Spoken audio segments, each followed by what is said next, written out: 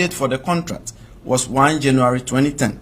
The agreement was signed by Airbus Defence and Space Management, and it noted that Organization 1's operational address was in Ghana, despite the fact that Organization 1 was a Spanish company operating in Spain. Under the agreement, Organization 1 will be provided a success fee for the C295 aircraft sale. The success fee was calculated to be approximately 3 million euros, a similar amount that had been promised to Consultant 4, which was 3.5 million euros.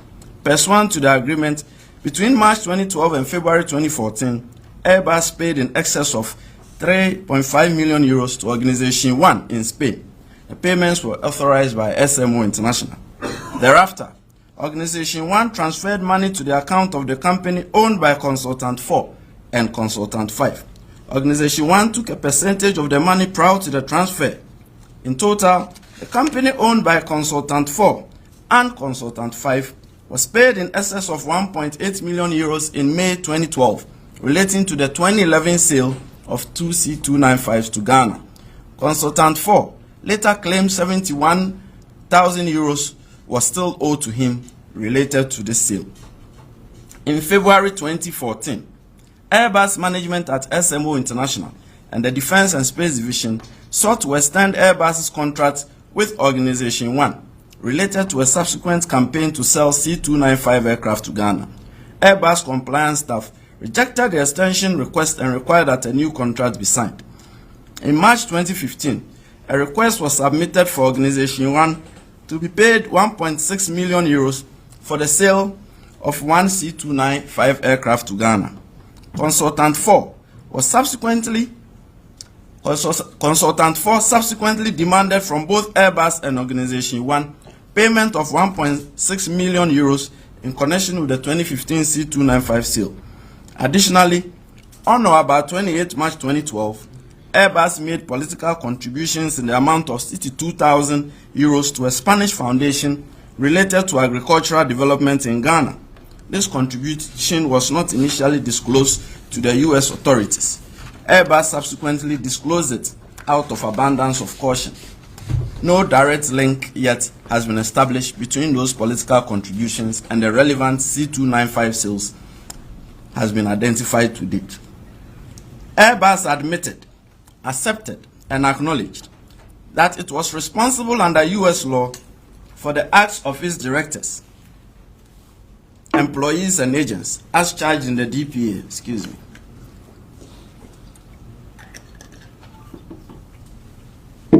And that the allegations described in the DPA are true and accurate. Airbus also accepted that the facts were established beyond reasonable doubt and that the facts took place during the relevant time frame. Ladies and gentlemen of the media, this is a context that was placed for us in respect of the investigation of the OSP. Now, the OSP investigation. Notwithstanding the definitive pronouncements by the UK and the US courts on the accepted culpability of Airbus beyond reasonable doubt for bribery in relation to the sale to Ghana of C295 aircraft, it was imperative that criminal investigations be carried out by relevant Ghanaian authorities for several reasons. First, relevant investigative authorities in Ghana did not participate in the investigation in relation to the acts that refer to Ghana. It was carried out by the SFO of the UK and the DOJ of the United States. So the President's 2 February 2020 referral to the OSP is a testament that Ghana officially became aware of the global investigation into the conduct of Airbus by the SFO, DOJ, and the DOS, and the French PNF after the fact, and after the coordinated 31 January 2020 judicial pronouncements. That is to say, by the time Ghana came in, the global investigations had already been concluded. Also, the UK and US judicial decisions only establish criminal culpability in the context of the laws of the two jurisdictions. It does not automatically follow that the acts accepted as proved beyond reasonable doubt in the UK and the US amount to criminal offenses in Ghana. To rely solely on the UK and US decisions without more as proof of criminal culpability will be akin to seeking to enforce the criminal laws of the UK and US in Ghana, which is impermissible. Therefore, the UK and US court decisions cannot of themselves be the only index of proof of criminality in Ghana. That is to say, the Republic cannot hope to successfully mount criminal prosecutions solely on the back of the two foreign court decisions. It has to be shown, beyond reasonable doubt, that the acts amount to criminal offences in Ghana. Then again, the above detailed account of the outcome of the investigations and court decisions in the UK and US shows that the deferred prosecution agreements did not include or cover the referenced individuals. The agreed settlements were reached by the UK and US authorities with Airbus only. Indeed, the UK court stated in paragraph 6 of its judgment that, quote, the DPAs provided a mechanism by which an organization, being a body corporate, a partnership, or an incorporated association, but not an individual, can avoid prosecution for certain economic offences through an agreement with the prosecution authority, end quote. Similarly, the US DPA regime provides no protection against prosecution of any individual, regardless of their affiliation with Airbus.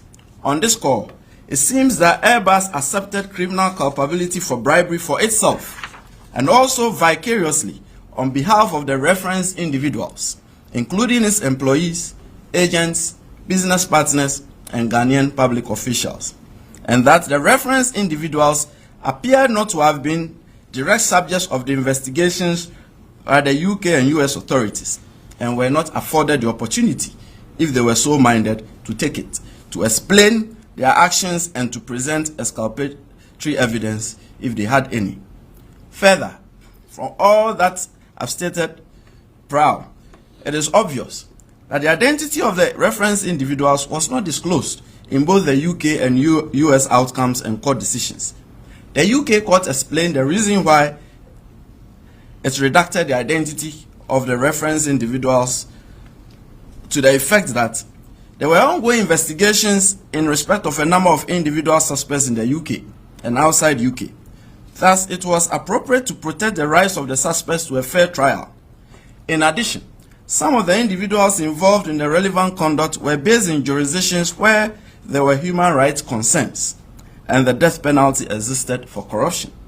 Further, intermediary companies used by Airbus were often made up of a few individuals. Therefore, naming the companies would therefore be tantamount to naming those individuals. Consequently, it was prudent not to prejudice potential criminal proceedings and revelation that could potentially lead to action or the imposition of a penalty which would be regarded as contravening Article 3 of the European Convention on Human Rights, which prohibits torture and inhuman or degrading treatment or punishment.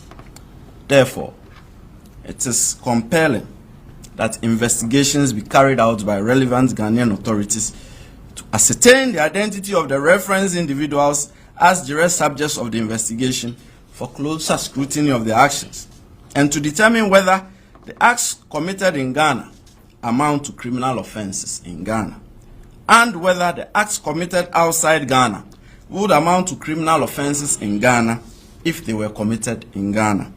Therefore, the special prosecutor, upon determining that allegations of bribery are within the mandate of the OSP, and that the referral and the judgments of the UK and US courts raise reasonable suspicion of the commission of corruption and corruption-related offences of bribery of public officers and the use of public office by public officers for private profit, authorize the commencement of preliminary investigation into the matter in accordance with the laws governing the operations of the OSP.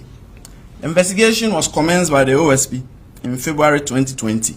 I wasn't the special prosecutor at the time, you know that. But it was concluded in June 2024 when I was the special prosecutor. So from February 2020 to June 2024. The investigation focused on the individual described as Government Official 1 by the UK court and described as Individual 1 by the US court. The individual described as Intermediary 5 by the UK court and described by the US court as Consultant 4. The individual described as intermediary 6 by the UK court and consultant 5 by the US court. The individual described as intermediary 7 by the UK court. The company described as company D by the UK court and by the US court as a company owned by consultant 4 and consultant 5. And another individual associated with the individual described as intermediary 5 by the UK court and consultant 4 by the US court. Other individuals who are Ghanaian public officials and politically exposed persons. On 7 February 2020, a special prosecutor triggered the Mutual Legal Assistance process under the Mutual Legal Assistance Act 2010, Act 807, which governs mutual legal assistance in respect of criminal matters under an agreement or other arrangement between Ghana and a foreign state or a foreign entity. The special prosecutor's request, channeled through the Central Authority in Ghana under Act 807 for onward transmission to relevant authorities in the UK and US, in particular the SFO and the DOJ, was designed to obtain admissible evidence relating to the allegations of bribery of Ghanaian officials in the C-295 aircraft purchased from Airbus, and the establishment of whether any proceeds of the corruption and corruption-related offences were transferred to Ghanaian officials. The mutual legal assistance process continued well into 2023 when I was a special prosecutor. The UK authorities paused the process between 10 February 2021 and 20 December 2021, pending the outcome of an ongoing UK investigation. The OSP established, through independent inquiry, the identity of the subjects of the investigation. Though the UK and US courts muffled their identities, we deem it necessary to reveal the identity of some of the individuals owing to the very heightened public interest in the fact that the conduct of Airbus was held by the UK and US courts to be aimed at courting undue favor and advantage from Ghanaian public officials and an elected high government official in the sale of C-29 aircraft to Ghana, and the persons held to be closely associated with or the conduit of the courting of such undue favor and advantage, and also in light of the occurrences in the context of the investigative and prosecutorial actions of the Ghanaian and UK authorities in the past 4.5 years. So, the OSP confirms the identity of the following individuals. Government Official 1, Individual 1. The individual described as Government Official 1 by the UK court and Individual 1 by the US court is John Dramani Mahama. He is a citizen of Ghana. He was the Vice President of Ghana from 7 January 2009 to 24 July 2012. He was the President of Ghana from 24 July 2012 to 7 January 2017. His tenure of office as the Vice President of Ghana coincided with the time frame of the UK and US investigation of the first Airbus campaign for the sale of 2 C-295 aircraft to Ghana. His term of office as the President of Ghana occurred during the UK and US investigation time frame of the second Airbus campaign for the sale of 1 C-29 aircraft to Ghana. Intermediary 5, Consultant 4. The individual described as Intermediary 5 by the UK court and Consultant 4 by the US court is known both as Samuel Adam Mahama and Samuel Adam Foster. He is a UK citizen and also a citizen of Ghana. He is a younger brother of the full blood of John Dramani Mahama, former president of Ghana, referred to above. His birth name is actually Samuel Adam Mahama, but he was adopted from Ghana and taken to the UK in 1972 by a British missionary couple. He assumed the last name of his adopted parents, Foster, at age 9. He lost touch with his Ghanaian family until 1997. Intermediary 6, Consultant 5. The individual described as Intermediary 6 by the UK court and Consultant 5 by the US court is Philip Sean Middlemas. He is a UK citizen. He is an English television and radio actor and businessman. He is a close friend of Samuel Adam Foster, otherwise known as Samuel Adam Mahama. Intermediary 7. The individual described as Intermediary 7 by the UK court is Leanne Sarah Davis. She is a UK citizen. She is a partner to Philip Sean Middlemans, referred to above. On 30 April 2020, the OSP requested the assistance of Interpol for the issuance of a red notice for the apprehension of Samuel Adam Foster, also known as Samuel Adam Mahama, Philip Sean Middlemans, Leanne Sarah Davis, and Sarah Fenno, the spouse of Samuel Adam Foster. The red notice was published by Interpol on 10 July 2020. On 13 May 2020, the OSP sought and obtained warrants from the Circuit Court Accra for the arrest of Samuel Adam Foster, Philip Sean Middlemans, Leanne Sarah Davis, and Sarah Fenno. In the general scheme of affairs, the Interpol red notice of itself is not an arrest warrant, and it is insufficient to secure the presence in Ghana of the non-resident subjects of the investigation without an accompanying request for extradition. The OSP is not a body mandated by law to request the extradition of suspects from foreign jurisdictions to the Republic. Thus, we could only rely on the agencies mandated by law so to do. In July 2020, the OSP sought, through the Ministry of Foreign Affairs and Regional Integration and the Ghana High Commission in the UK, the voluntary return to Ghana of Samuel Adam Foster, otherwise known as Samuel Adam Mahama, for interviewing by the OSP, since he is a citizen of Ghana, apart from the fact that he is also a citizen of the UK, but these efforts were unsuccessful. There was a pause in the investigation between November 2020 and July 2021, where there was no substantive special prosecutor. The investigation resumed in August 2021 after my assumption to office. By July 2022, it had become obvious that the mutual legal assistance process was yielding precious little. The OSP interviewed former President John Dramani Mahama on 5 January 2024 in Accra. On its own, the OSP located and interviewed Samuel Adam Foster, Philip Sean Middlemans, Leanne Sarah Davis, and Sarah Fenno outside Ghana in March 2024 in the presence of their counsel. Don't ask me where and how we found them. I will tell you. Now, to our observations. The OSP's mutual legal assistance requested from the UK and US authorities placed the OSP in a position no better than any person who read the DPAs and the decisions of the UK and US courts on the Airbus matter. It was not a lack of industry or want of trying on the part of the OSP. In the end, the OSP had to conduct the investigation on its own without any real help. However, the DPAs and the decisions of the UK and UK courts served as a vital foundation for the OSP investigation. After all, the President's referral to the OSP was on the back of the DPAs and the judicial pronouncements. Therefore, the OSP investigative outcomes are substantially similar to that of the SFO of the United Kingdom and the DOJ of the United States.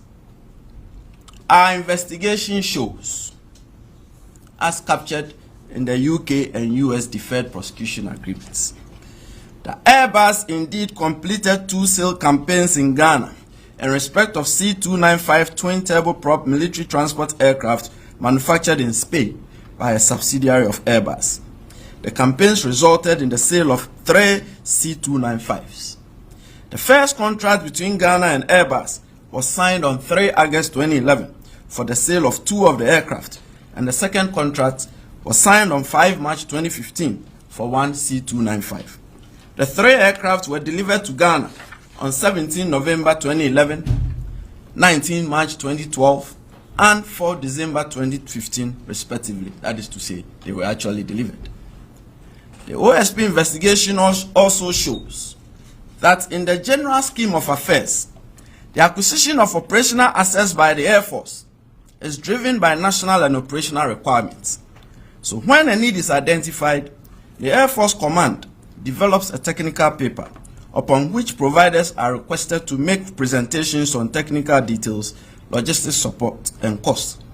If a provider meets the requirements, a formal contract in the form of a sales and purchase agreement are drafted by the provider for the consideration of the Air Force. Thereafter, stakeholder meetings are held among representatives of the Air Force, Attorney General's Department, Department of Legal Services of the Ministry of Defense, the Judge Advocate General's Office, and the provider, all aimed at arriving at a consensus on outstanding issues and conflicting positions and resulting amendments to the draft agreement. Thereafter, the agreement is submitted to the Ministry of Defense for Cabinet and Parliamentary approvals. The Air Force then constitutes a compliance team to work closely with the provider to ensure that the delivered item meets the agreed specifications. Ladies and gentlemen of the media, the processes leading to the purchase by the government of Ghana of 3 C-295 twin turboprop military transport aircraft from Airbus followed substantially the same pattern. Parliament approved the proposed transactions in 2011.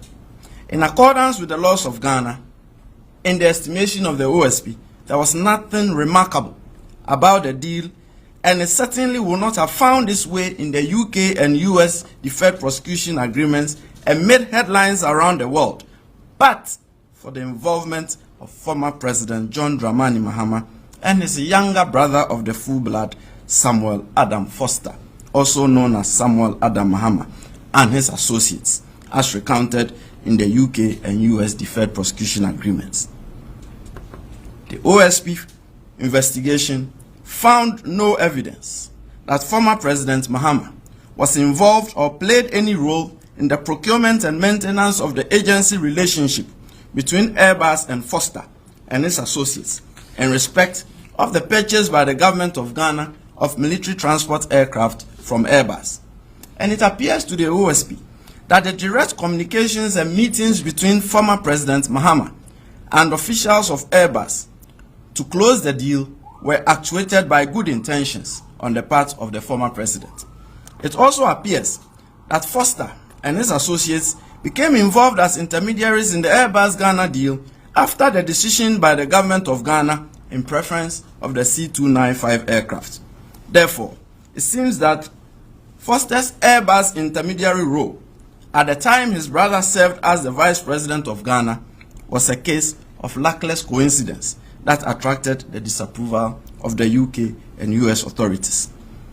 The OSP found no evidence that suggests that the involvement of Foster as an intermediary of Airbus and the direct communications and meetings between former President Mahama and officials of Airbus to close the deal between Airbus and the government of Ghana amounted to any corruption and corruption-related offense in respect of which the OSP has a mandate. However, it ought reasonably to have occurred to former President Mahama and the government of Ghana that the familiar relationship between former President Mahama and Foster and the direct participation by former President Mahama in the communications and meetings with Airbus officials were bound to raise reasonable suspicions of improper conduct and dealings, notwithstanding any claims to good faith conduct and above-board dealings, especially in light of the fact that during the first Airbus campaign, former President Mahama was the chairman of the Armed Forces Council by reason of his position as the vice president, and therefore a very key decision maker. Such close proximity dealings by such elected high officials of the Republic and their kin and close associates on behalf of the Republic should neither be viewed favorably nor encouraged, as they give rise to reasonable suspicion of influence peddling and conflict of interest, never mind any intended good faith on the part of the vice president or the president. Then again, the direct participation of the president and the vice president on behalf of the Republic in commercial communications and meetings with commercial entities should not be encouraged either, as they expose these elected high officials to the specter of the slightest hint of perceived corruption that may attend international business transactions. The President and the Vice President should be insulated from such direct commercial dealings.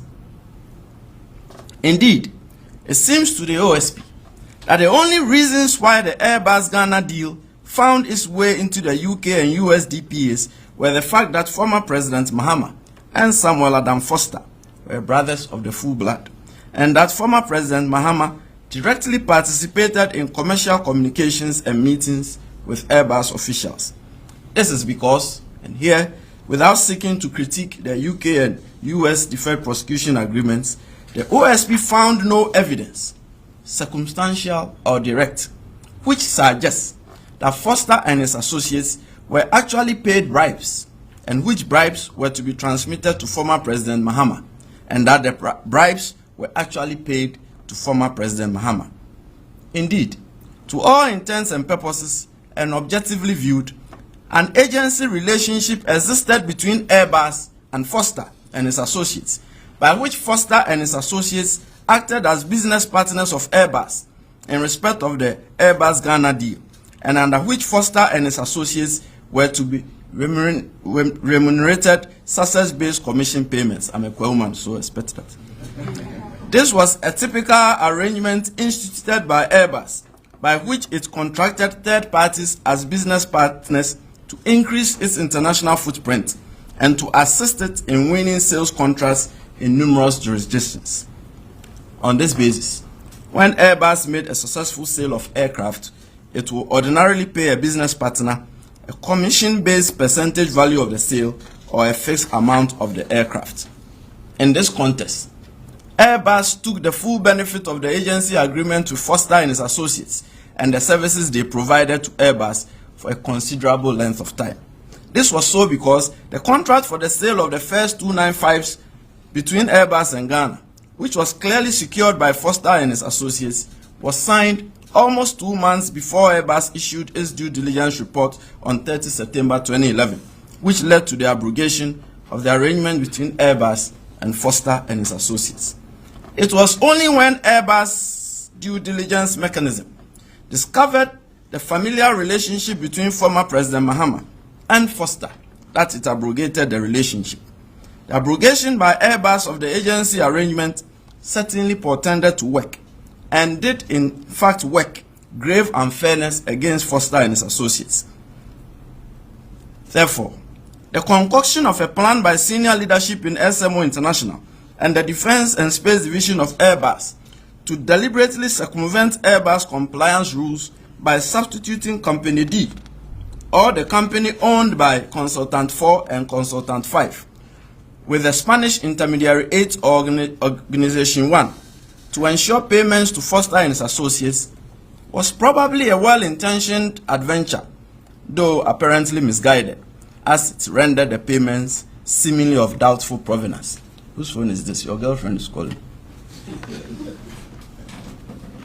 It also appears to the OSP that the relationship between Airbus and Foster and his associates was neither one-off nor peculiar to the Airbus Ghana deal.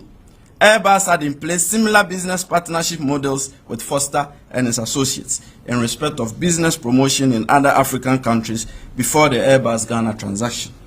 As we stated above, the UK and US deferred prosecution agreements did not include and cover the referenced individuals. The agreed settlements were reached by the UK and US authorities with Airbus only, and it appears that Airbus accepted criminal culpability for bribery for itself and also vicariously on behalf of the referenced individuals, including its employees, agents, business partners, and Ghanaian public officials, and that the referenced individuals appeared not to have been direct subjects of the investigation by the UK and US authorities and were not afforded the opportunity, if they were so minded to take it, to explain their actions and to present exculpatory evidence, if any. The OSP is unaware of any such analogous proceedings or framework in Ghana by which an entity could vicariously accept wholesale criminal responsibility on behalf of another, especially where that other was not a direct subject of the investigation and was available to answer for himself, but was not afforded the opportunity to do so and to present any exculpatory evidence he may have. Though the UK and US deferred prosecution agreements were emphatic that Airbus failed to prevent persons associated with it from bribing others concerned with the purchase of military transport aircraft by the government of Ghana, and that the bribes were intended to obtain or retain business or advantage in the conduct of business for Airbus, and further that the payments were intended to induce or reward improper favor by former President John Dramani Mahama toward Airbus. The conclusions by the UK and US authorities appear to be solely from the perspective of Airbus and what Airbus perceived as the real intentions of its employees in their dealings with their intermediaries and the government of Ghana. The OSP does not question the conclusions of the UK and US authorities. This is so especially as the OSP is not privy to the raw body of evidence available to the UK and US authorities, apart from the content of the DPAs, which you may have all read. However, it seems to us that the nature and structure of Ghana's statutory prohibitions and our jurisprudence on corruption and corruption-related offences do not lend themselves to founding criminal culpability in respect of the referenced individuals in the context of the UK and US outcomes. It seems to us that since the referenced individuals were not represented during the UK and US investigations, it became a case of whatever characterization Airbus placed on their conduct in relation to the actions of the employees of Airbus. It is also obvious that Airbus did not represent and had no intention of representing the interest of the referenced individuals. It appears to us that the sole aim of Airbus was to save its image and reputation, never mind what it did to the image and reputation of the referenced individuals, and to pay fines to avoid prosecution. Therefore, by reconstructing the entirety of Airbus dealings in Ghana, and through its intermediaries and with Ghanaian public officials, the OSP, looking at it from both the perspective of the officials of Airbus and that of the Airbus intermediaries and Ghanaian public officials, it seems to us that what Airbus perceived and accepted in the deferred prosecution agreements as the real intentions of its employees in their dealings with the intermediaries and Ghanaian public officials is at cross purposes with what appear to be the real intentions and expectations of the intermediaries and the Ghanaian public officials in their dealings with the employees of Airbus. This is what I'm saying. While the accepted facts in the two foreign jurisdictions are that the employees of Airbus designed the payments to the intermediaries as bribes intended to court favor with Ghanaian public officials, especially ex-President John Dramani Mahama. On the other hand, the intermediaries appeared to expect and receive the payments as their legitimate expectation under an arrangement of success-based commissions for the sale of the military transport aircraft to the government of Ghana. And their actions, in whichever way viewed, were calculated as businessmen expecting their lawful paychecks and not as conduits of a bribery scheme.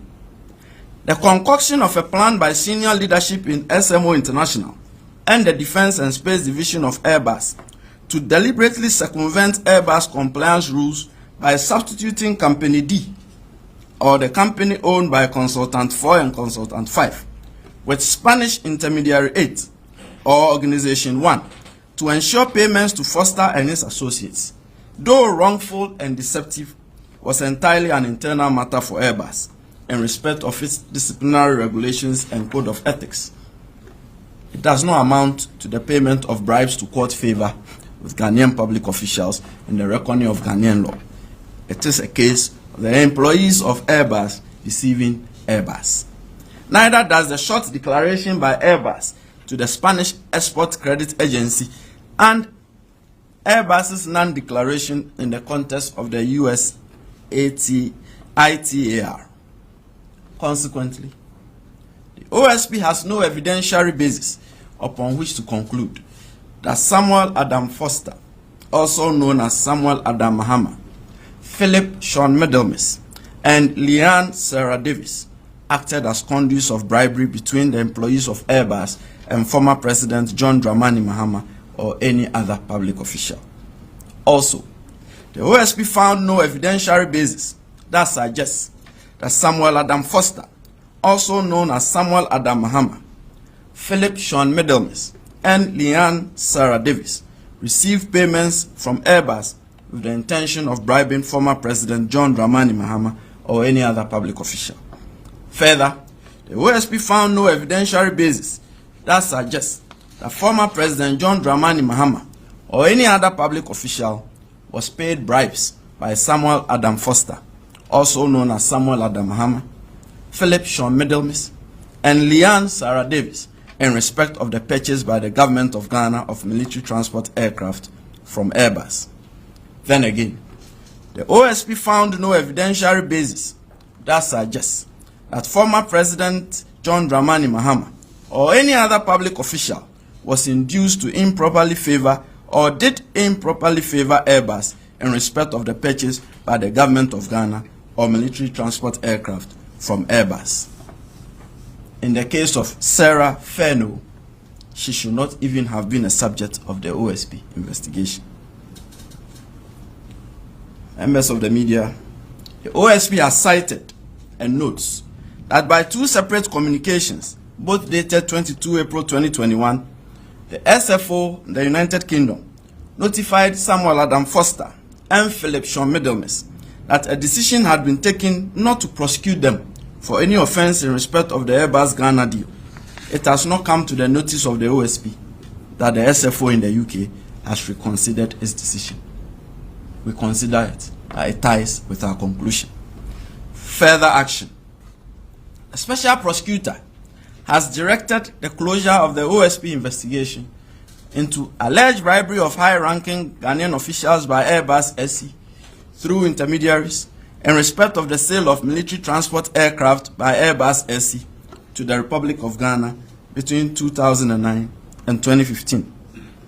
The OSP would not institute criminal proceedings against any person in respect of this investigation. The special prosecutor has also directed authorized officers of the OSP to rescind the 13 May 2020 warrants of arrest obtained from the Circuit Court Accra for the arrest of Samuel Adam Foster, also known as Samuel Adam Mahama, Philip Sean Middlemis, Leanne Sarah Davis, and Sarah Feno.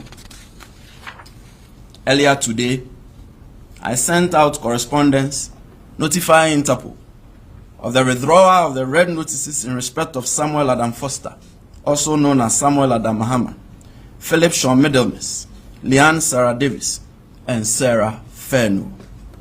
Thank you for your kind coverage.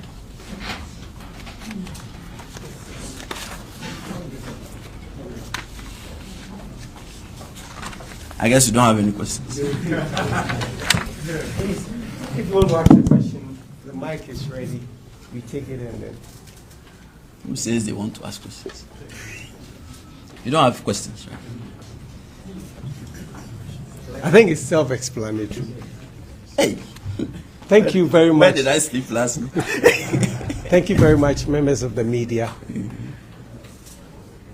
Without any question, we will please excuse you or excuse the SP. Thank you very much. All right.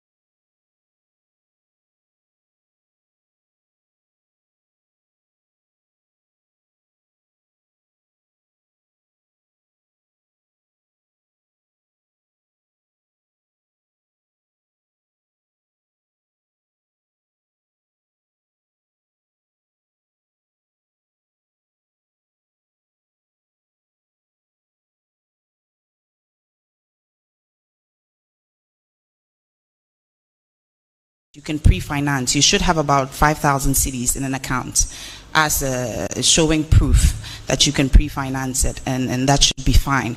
With every business, you need to have a business operating permit, and so that is also a requirement that is needed. You need a health certificate as well. The full list of requirements will be published in the dailies when we put out the request for quotation. Prospective caterers will see all the requirements that they need to satisfy in order to be selected as a caterer for the 2024-2025 academic year and the 2025-2026 academic year. So this caterer selection will be for these 2 academic years, where the caterers would have their contract and they'll be able to cook within that period of time. So that has to do with the caterer selection. When it comes to the information management system, I talked about the second module being the data collection. So with data collection, it's also going to be online. What we've been running was a manual system where the caterer fills a form and then the SHEP coordinators also verifies and the head teacher also does. This is all manual.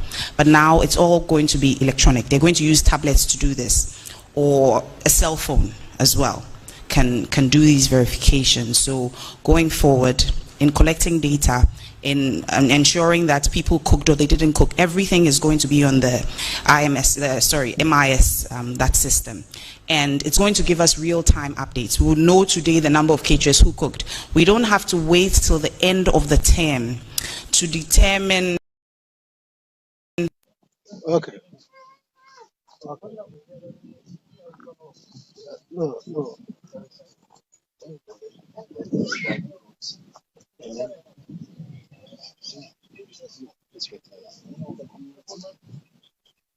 Okay, that's okay. It's okay, boss.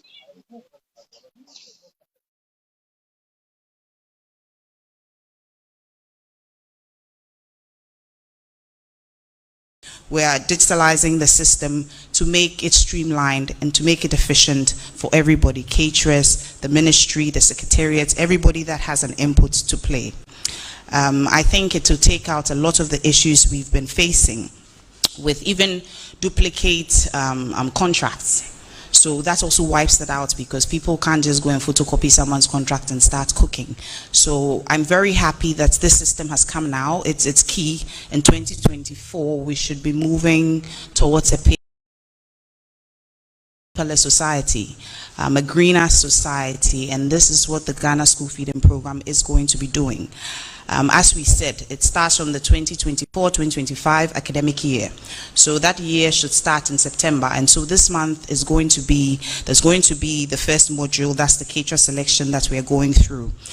Immediately the pilot starts. After that, the rolling out of the national process will also start. So you'll see another publication for all 16 regions, this time not just for the 2 districts that have been advertised at this point. And so I think for now, this is the salient information that I believe people require. Any further information, you'll see it in the papers. Thank you very much. Should I move on? All right.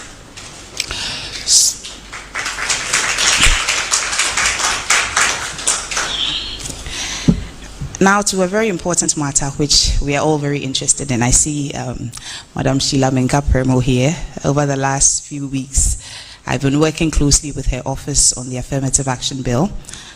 She has been very vibrant, and I think I should just mention that to everybody. She's done a lot to support the ministry in getting the Affirmative Action Bill passed in Parliament. On the 30th of July 2024, we're all aware that finally, the Affirmative Action Bill is now an Affirmative Action Gender Equity Act 2024. And so I'd like to begin by thanking everybody who has been involved for our president's support.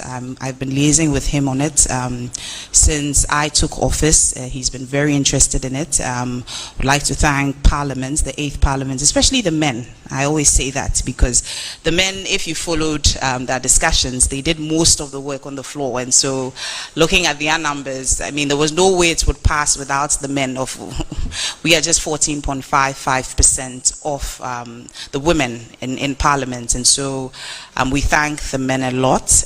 We're here today discussing this because of them. As I said, the bill was passed on the 30th of July. I've heard a lot of people saying, has the president signed it? And I would like to inform everybody here that it hasn't gotten to the president yet. I met with the head of legislation. He's still tidying up a few things on the bill, on the act actually. And once he's done tidying it up, then it can be sent to the president for his assent. And so at this point in time, it is not like the president hasn't signed it. It is not with the president yet. It will soon be with him. As I've informed you, this bill has been a long time coming. When I took office, we had to withdraw the bill and relay it. We took it through winnowing. The winnowing had to see certain parts of the bill taken out. So the final bill you will see is also different in a few ways from the one that has been on social media. Somebody sent me a copy, and that is actually the bill that was withdrawn. So the bill you are seeing is not the final bill. However, a lot of the parts, a lot of the clauses still remain the same. There are a few more schedules that we added to it. There are a few clauses we had to delete because of constitutional issues. And so if you followed the discussion, you would have realized there was a lot of haggling on when it got to the political parties, when it got to independent constitutional bodies, because those were where those constitutional issues cropped up. But apart from those, most of the clauses will remain the same. A lot of people have raised issues with speaking about tokenism and the fact that we'll just be putting women, round pegs in square holes or square pegs in round holes. I want to assure the people of Ghana that the women in this country are qualified, and so it's not going to be a matter of tokenism. We are all aware of the input women make into the Ghanaian society, and I'd like to assure them this is not just a matter of taking people who are unqualified and putting them in positions because we have a minimum of 30% to adhere to. At this point, we are all aware of what STEM education is. We are all aware of what the government is doing to ensure that females get access into male-dominated even courses, even in the universities. If you realize, the universities have set up policies that are getting a lot more women into the sciences, into mathematics. And so I can assure you that once these women finish their courses, in fact, we are asking for parity, but maybe there might be even more than that. So please, let's not reduce it to tokenism. Let us deal with it as it is. The women are qualified, and these qualified women will be a part of the 30% we are asking for, and what the bill mandates us to do as a country. It starts from 30%. If you check the first schedule in the Act, you'll see that from 2024 to 2026, we have 30%. Then 2027, 2028, we're actually having a minimum of 35%. Until it gets to 2029 to 2030, then 50% is what you'll see in the schedule. That's the parity we are looking for. And so it's progressive. We didn't start out to say, and you'll see it says equity. We didn't start out by saying gender equality because we know it's a process. We know there are a lot of cultural dynamics that have to be dealt with. We know there's a lot of sensitization that needs to be done, a lot of advocacy, a lot of education. And so we have made it progressive to ensure that the Ghanaian society can buy into it and own it. It shouldn't be a law that is punitive. Fine, the Act gives, there's a portion for offenses, and it spells out that there could be a jail term or penalty units. However, we don't want to look at it in a punitive manner. We want to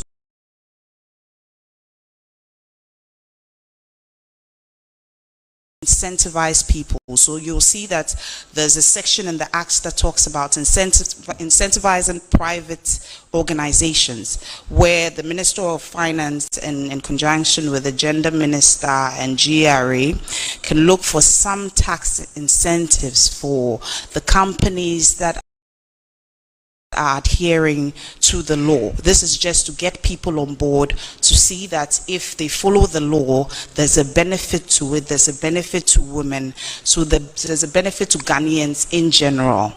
Okay, and so that is what we are trying to do with this law, not just to punish people and say that they are not adhering to the law, but for them to see the benefits in employing more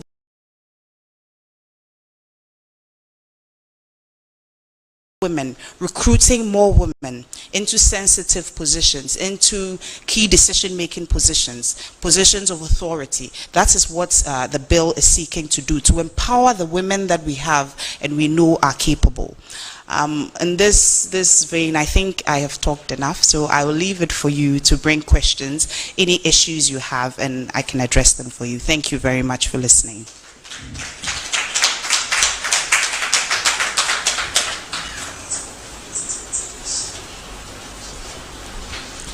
Thank you so much, Honorable Minister. Ladies and gentlemen, on that note, we will take your questions. You mention your name and affiliation and proceed to ask. I know a lot can be lost in translation, so I'm tempted to do a summary in Chi, just so that our sisters and our mothers will understand the issues as the Honorable Minister delivered. Because the next thing you will hear out there is that the minister held a press and said they have made some changes in school feeding, and your office will be full. So it's important that we also do other cuts in languages that they understand. So on that note, ladies and gentlemen, where the enana pay ye beshia wa ha nye bone.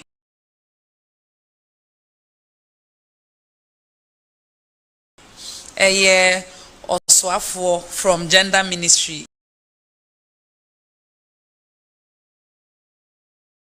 Yenya bada kwa Newman. Oba haso ni ebedin kita ho. Afa school feeding in sheshe fofra omode aba so omode beshe mokena eho. Afe nso so. Emra ada mra shebedwefie ache na obehwene yesade akwa abankesiem na asaba nyame adom. Afi 2024 bosumi etwa mu ya omatimi ede akwa amamra shebedwemu nso ya pass mra a friend affirmative action into brackets gender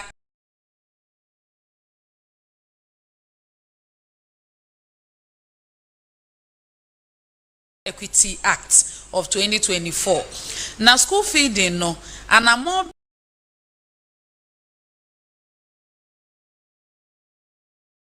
na oswafo ne say obetu amietimi ahye mokena osisa ye kasa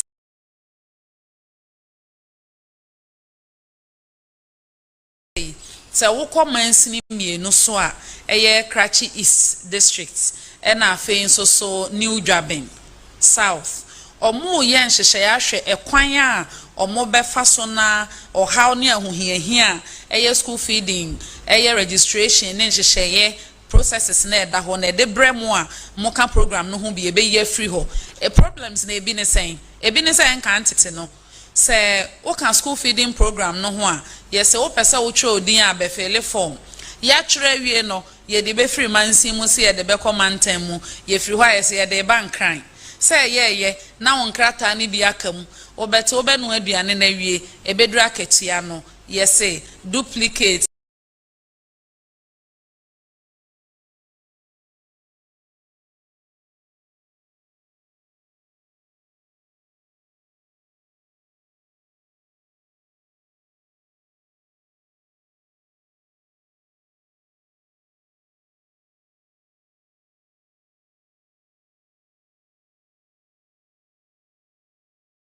ye the contract ne ma wa aduane no betimi anoa fi se sika no onu awie ansa na yetua nti se wo ba na se wo de adanse die ba se me wo adanse e kire se me wo sika a ebetimi adu 5,000 Ghana cedis eye Ghana cedi no empemunum ebia uni bank account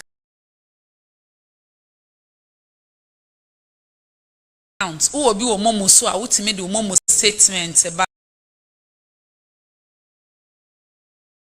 no mahwa ma uni momo a e-switch nso so wo ho enti statement na bia wo de beba bia no mo betimi de ato abefo ntentan no so ama o mahu adanse e kire se wo betimi ano aduane ni bi enti nhyehyɛ we beboa ama sene musi ehwe animu ebre dodo amode hwe animu si ebetu amoka no kra so beti ama ekinye no so so ate obi akrata nkoka mu nyafe ne ese o paper aka ba bi ye de akekere nkate ye da bi we die bibia wa wunimu abefo kwan a yesi faso de efeli online form yi wo babunu bia wo mpetemu a mane mo a anasa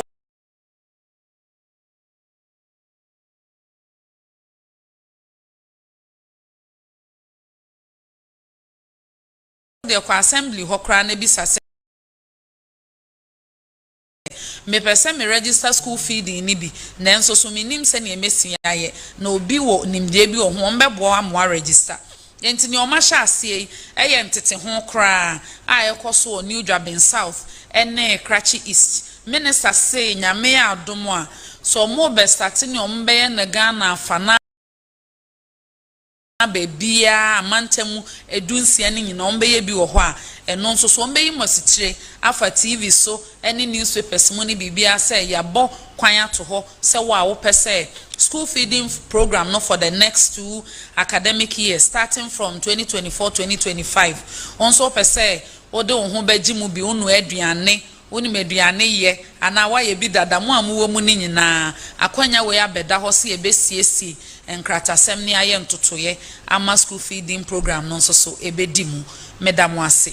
Ladies and gentlemen, on that note, we will take your questions, and I would like to commend the Honorable Minister and her team for the passage, and also to Parliament for the passage of the Affirmative Action and Gender Equity Act of 2024. It's been a long time coming, especially for those of us who were following the likes of my lady and also following Abantu, following the Women in Broadcasting, World of Women's Manifesto, and the coalition of all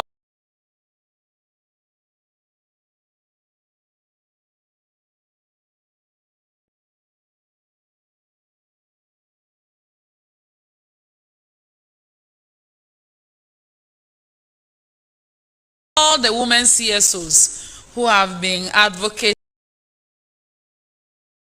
for this for decades. So, Minister, I know it's not easy to pass through all the hurdles and also all the corners to get to where you are now. So we commend you for the passage of the acts. So please, if you have any question, yes. Okay, I can see 2 hands at the back. Ladies first. Today is gender ministry, so let's start from the lady. Yeah.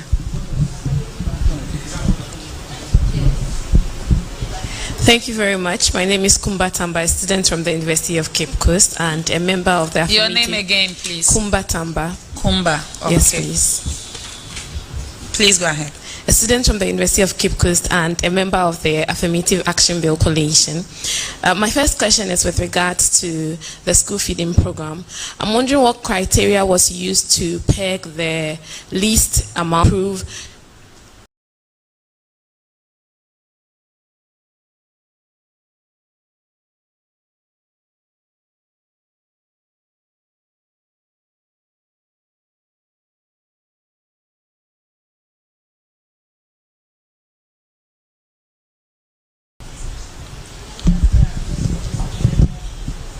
Okay. My name is Joseph Armstrong. I work with TV3. Yeah, so the first question is about the amount paid per child in terms of the school feeding program. Is there an increment in the amount paid per child, which we are told affects the quality of food provided for these school children? And also we are aware about the fact that some schools are supposed to be beneficiaries of the school feeding program, but particularly in the north, many of these schools are not getting, or caterers are not there to provide these kids with food. And lastly is about the areas where many of these caterers sometimes demonstrate, go to the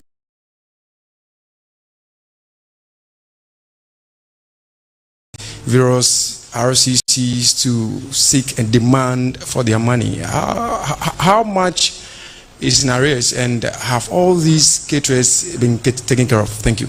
Okay, so we can take 2 more questions. Okay, so then I'll come. Yes, so my name is Ebenezer Kofi Amponsa. I'm with the Daily Guide.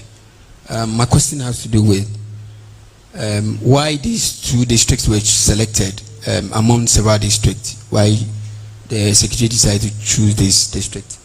Then I think what I want to find out has already been asked, but I want to find out how much their secretaries owing caterers, and with the room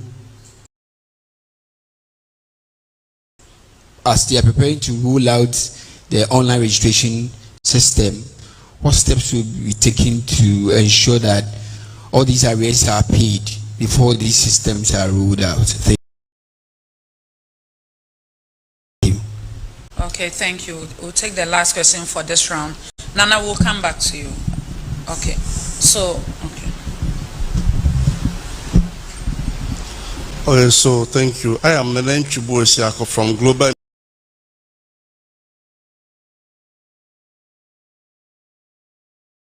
Media Alliance, Happy FM. My question is with regards to the school feeding registration. Most of the times we know with online registration, you have to buy an online form before you fill it and other stuff. So we want to ask, with regards to the school feeding, are they going to also pay for an online form, or the registration will be free? Thank you. Okay, thank you. So on that note, I will invite Honorable Minister for her responses, and then we'll come back for the next set of questions.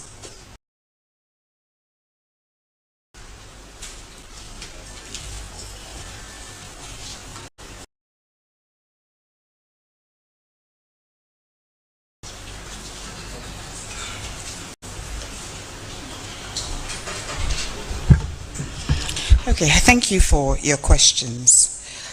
So the 5,000 is the minimum. Okay, we always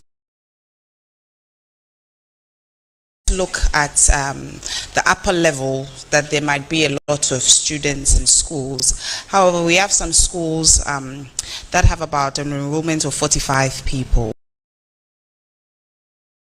And so that is why there's a minimum of 5,000, and it cuts across.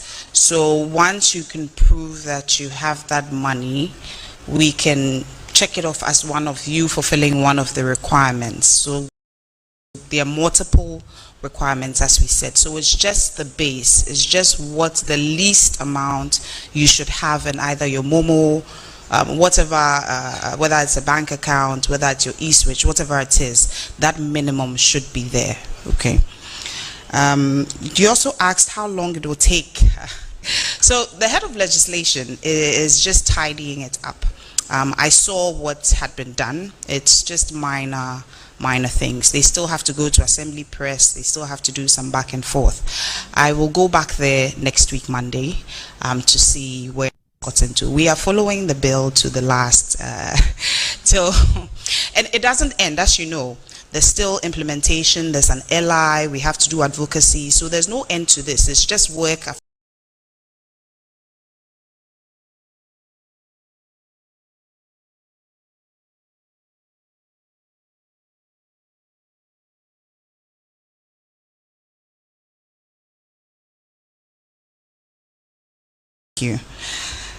You asked why there are these two districts were selected.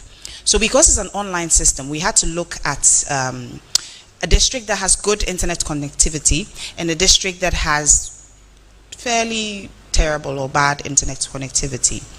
And so over the weeks, they conducted a user acceptance test in these two districts to make sure that the system would work there, especially looking at the place in Karachi that doesn't have very good internet connectivity. And so that was the main reason, because it's online, we needed to test it there. And so it's just right that the pilot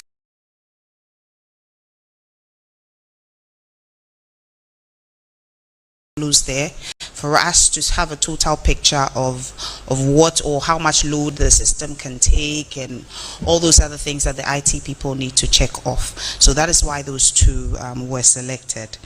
They said, what steps are we taking to pay arrears? Okay, currently we've paid the first term. The students just vacated from their third term, and so we have the second and third term to pay.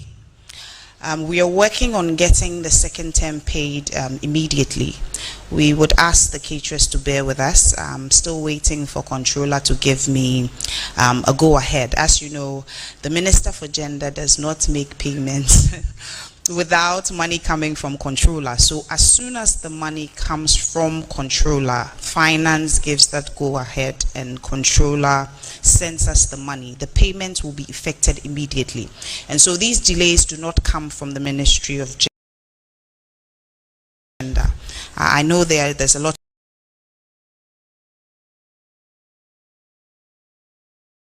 of chatter on the platforms, and I'm always at the end of it, but I can assure you that once the money hits the accounts, quickly GIBS will make the payments that needs to be made. There was another question about the online form. I believe I answered it.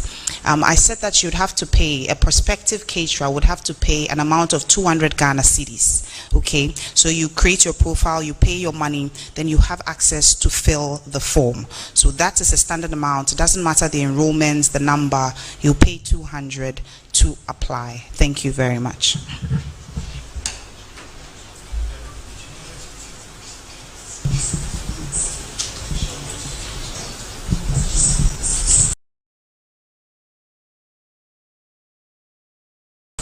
Thank you, Honorable Minister.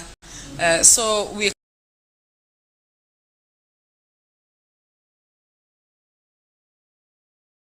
can take more questions. So if you have follow-up questions, or if you've not had the opportunity to ask at all, kindly show by hand. Okay. So sorry, ma'am. Joseph Armstrong, once again, you spoke about mentioning specific. So we have a district, for instance, the Bandai district. Over there, we have schools in there. Some of these pupils being asked to even carry firewood and come with yam and things for them. So if you know of the Bandai district, for instance, and also particularly Dambai. Yeah, Dambai district, and particularly Dambai in the Oti region. Dambai in the Oti region, yes. And then also, if you can also be able to tell us how much. Which school? What's the name of the school? So it's a district I'm aware of, the Dambai district. I did a story there recently. Because it's run in institutions. So if you get the name of the school, it will help her so that they can reach out to the headmaster. Okay, very well. So I'll get that and I'll test you. Okay. So the next follow-up question is about how much arrears you owe. Yeah, we know you owe, but how much do you owe these caterers? If you know the figure, we're able to work around it. And then lastly, about the application of the online application. We know many districts across the country do not have internet, not to talk of electricity. So if you go to a typical community in a place like Oti region, they do not have internet access. So how do these caterers have access to apply online? Thank you. Thank you for the question. So we can take the next. Yeah, good morning, Honorable Minister. Good morning. My name is Nana Poku from Daily Searchlight. My question has to do with the quality and quantity of food served these children. Nana, please, can you speak up a little bit? My question has to do with quality and quantity of food being served to these children. Most invariably, if you watch the clips and the videos it's a bit scary. I don't know, because of the smallness of the contribution or whatever.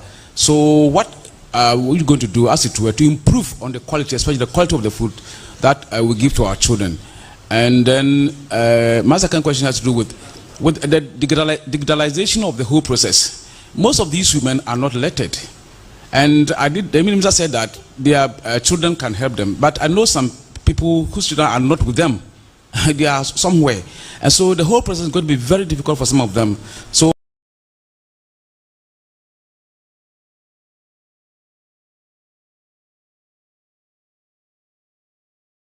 how far are you going to make it so simple and so that people can easily fill the forms or fill the digital online and make access to whatever they want to? Thank you. Okay, thank you so much. If there are any other hands, if not, I take that to be the last. Yes, my name is John Awuni. Yes, I wanted to know, I know some of the schools are not captured in the school feeding project, and with this new thing, are they going to open up for those schools who are not captured to be part, or it will still remain the way it is? And then I asked earlier on about the status of the school feeding program, but she didn't touch on it. And then finally, the other one was on the school feeding and then the gender equity. What impact or what role can it play in getting more kids in school? Thank you. In getting more? I mean, gender equity in our schools, yes. Okay. Yeah, thank you. Okay. Are there any hands? Okay, please go ahead.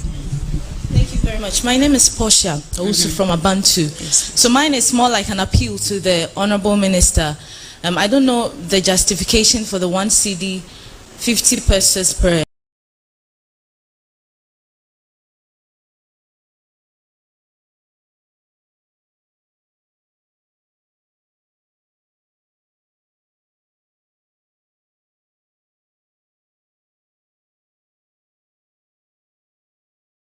Why? Most of the children do not eat the food. They go to the watches sellers, the local watches sellers who also operate on the compound. And I don't know, they said the food is not good. So they prefer to go and eat from the local sellers, the wache and the kinky and the rest. So I wanted to know whether there's something in place to help the caterers so that they can choose, menus that will be acceptable. I know the money being given them is very small, but whatever they can manage, which will be acceptable to the children, will be, I think, of interest to all of us, because there are women who are rendering this service, and we need to help them. Thank you. Thank you so much. Yes, please. David. Thank you very much. My name is Shilamin Kapremo, also from the Affirmative Action Bill Coalition. I would first like to commend the Minister for pushing to have this bill passed. What I'd like to find out is what the timelines are for the ministry in terms of advocacy and starting to put structures in place for implementation. Any idea of the timelines? Thank you so much. Okay, I can see one hand at the back, so I take that to be the last question, and then we will invite the Honorable Minister back for her responses. I'm Nkrumah Lydia, a service person at the Ministry of Information. Please, I would like to know if, let's say, 2,000 caterers are needed, but 3,000 apply, and they all pay 200 cedis. Is there would there be a refund for the 1,000? Yeah.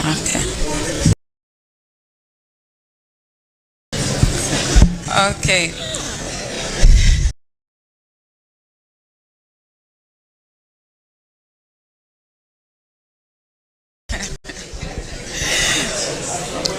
Thank you so much for the questions. There is something special about conversations around gender and children. It's been very deep but also emotive. It's been so calm and I'm enjoying it. It's as if today we are not having a presser, as if the platform has changed, but I know it is the audience that have changed. But before I yield to the Honorable Minister, John asked a particular question. Very important question, but I felt the answers may all not be found at the Ministry of Gender, so I wanted to contribute before I invite the Honorable Minister back. With regards to enrollment, the improvements that have happened in the various schools, I believe, is significant.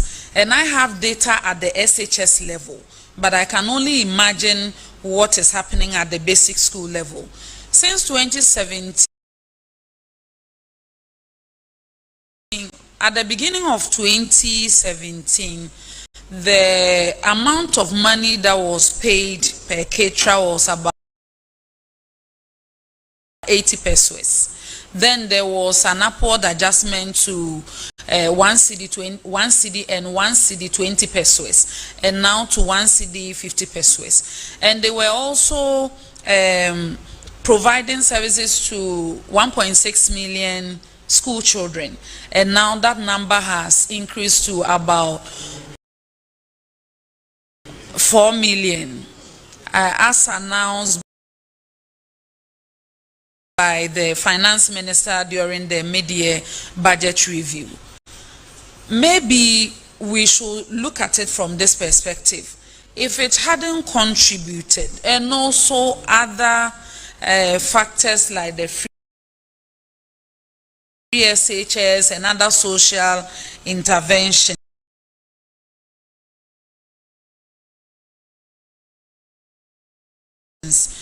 the last time I engaged the Education Ministry, they told me that in 2017, the gender ratio at the SHS level was 64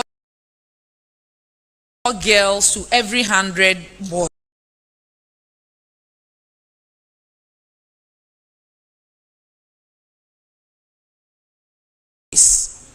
At the senior high school level, for every 100 boys, there were 64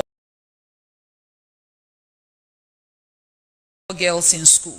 Today, as at the end of 2023 and first quarter of 2024, for every 100 boys, there are 106 girls in senior high schools. So probably the interventions are working. And I believe if we reflect and look at the number of people who will just come to school because they will have a meal, who will come because there is nothing in the house, so the mothers would rather bring them to school so that they can get a meal a day. We always advocate, myself, every gender minister, I say fight harder, let them increase it. But let us also look at how progressive it has been over the period.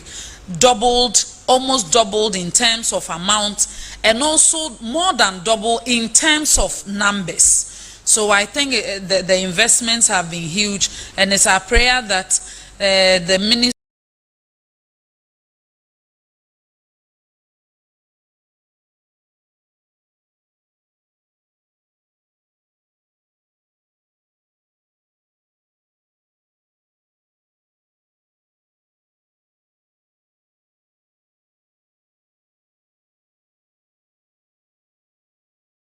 So in addition to this online system, there is also an app that is being developed. I think by now it's done. It's called the Franny app. Okay, it's AI generated, and so the SHEP officer who does the verifications would randomly go to the schools and take a picture. The app helps you to determine the nutritional value of the food. Because when you take a picture, the app gives you a breakdown of how nutritious the food is. So creating this online system also deals with the nutritional issues that have come to be over the period, where people could look at the food and say they don't think the children are getting the right or balanced diet from the food being served. And so that would give us a clear indication, and then whatever the ministry needs to do to ensure that these caterers are cooking food that is nutritious for our dear children to eat, we can come in and do. So those checks and balances will help as much as possible to solve some of these issues and some of these problems. The next question had to do with, sorry, you said the status of school feeding. Status, I wasn't too clear. If you can be clearer with, I mentioned if it has to do with payments, we've paid the first term, we're working on paying the second term, and then we can pay the third term. So she has given that. Okay, so he is fine with that. We also had a question. She talked about education and how far female students in the school have been enrolled, so that is perfect. We can all see the benefits. Speaking about timelines, so our dear consultant, we will continue to work with you with these timelines. We've worked with you throughout, and I don't want to stand here and give you any timelines that we haven't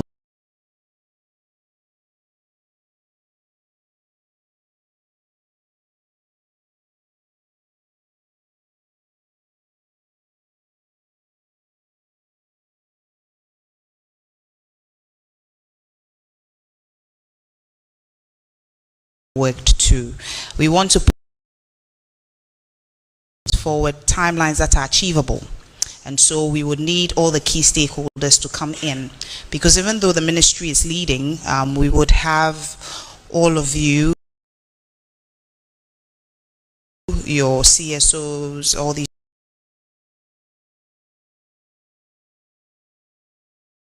organizations coming together for us to have a frontal advocacy and sensitization. And so for timelines, we would work on it together, and then I can put something out into the public. I believe the question on the refund, please no, there will not be a refund. When you pay and the money goes into the government chest, we will not refund the money back to you. As much as possible, make sure that you qualify that the requirements that have been given before you buy the form, that you already have these documents, and so when you come, you'll be able to prove that all the requirements have been satisfied. Okay, so that there's no need for a discussion of giving you your money back and all that. Just like you buy any other form, for even if you are going to apply for a regular job and you are to buy a form, the money is not refunded. So this is nothing new. It's the same process that we are going through. I thank you all for your questions.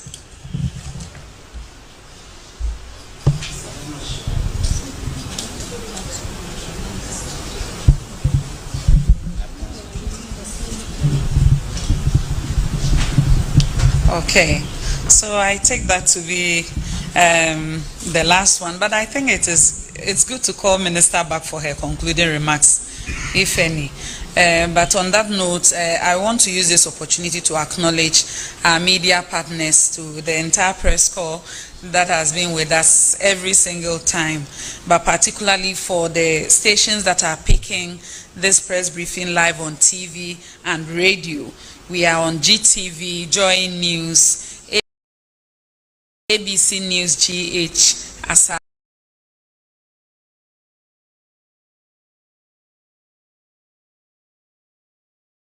Radio, Oman FM, Kingdom FM. Thank you so much for the coverage. So, Honorable Minister, your final words, or if there are some people you want to thank, yes, or advise, anything, please.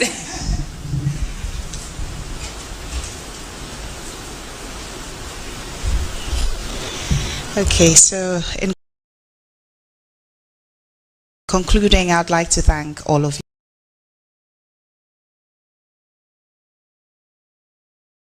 you that attended this morning.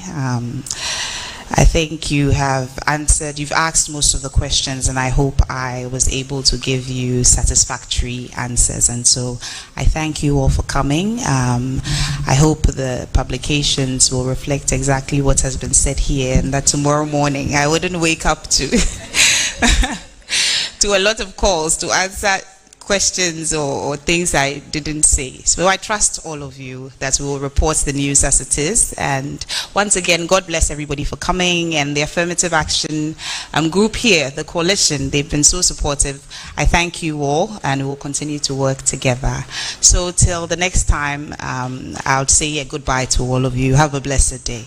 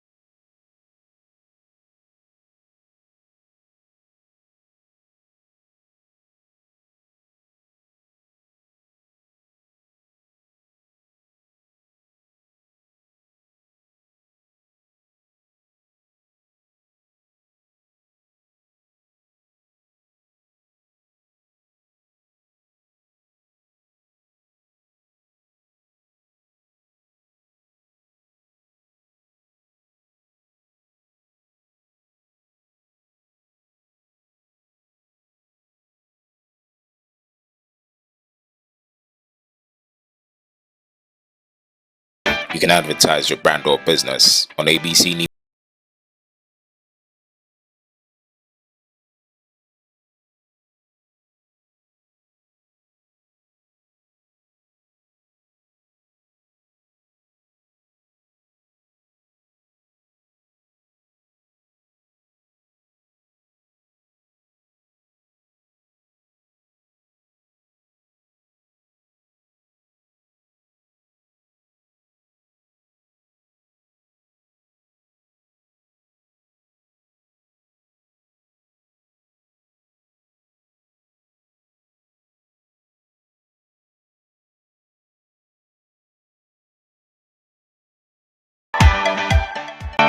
You can advertise your brand or business on ABC News GH Television.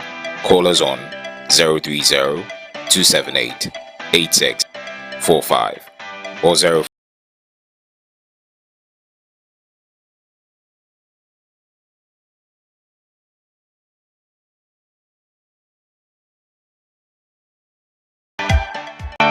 You can advertise your brand or business on ABC News GH Television.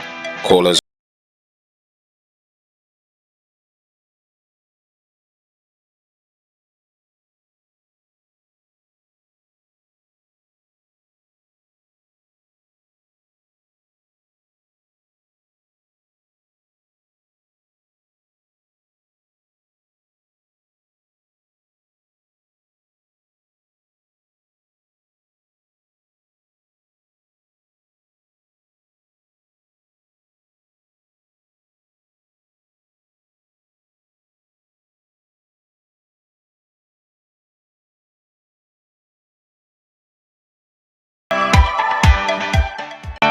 You can advertise your brand or business on ABC News GH Television.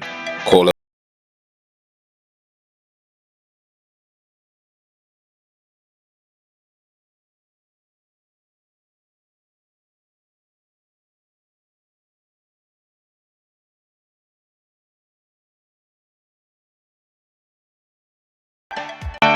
You can advertise your brand or business on ABC News GH.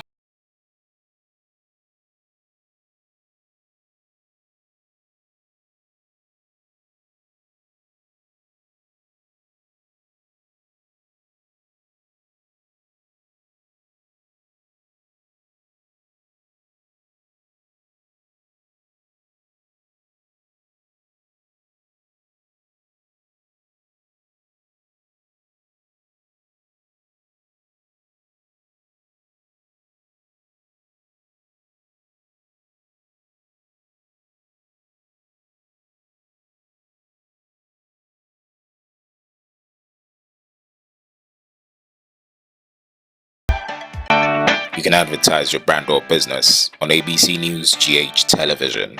Call us on 030-278.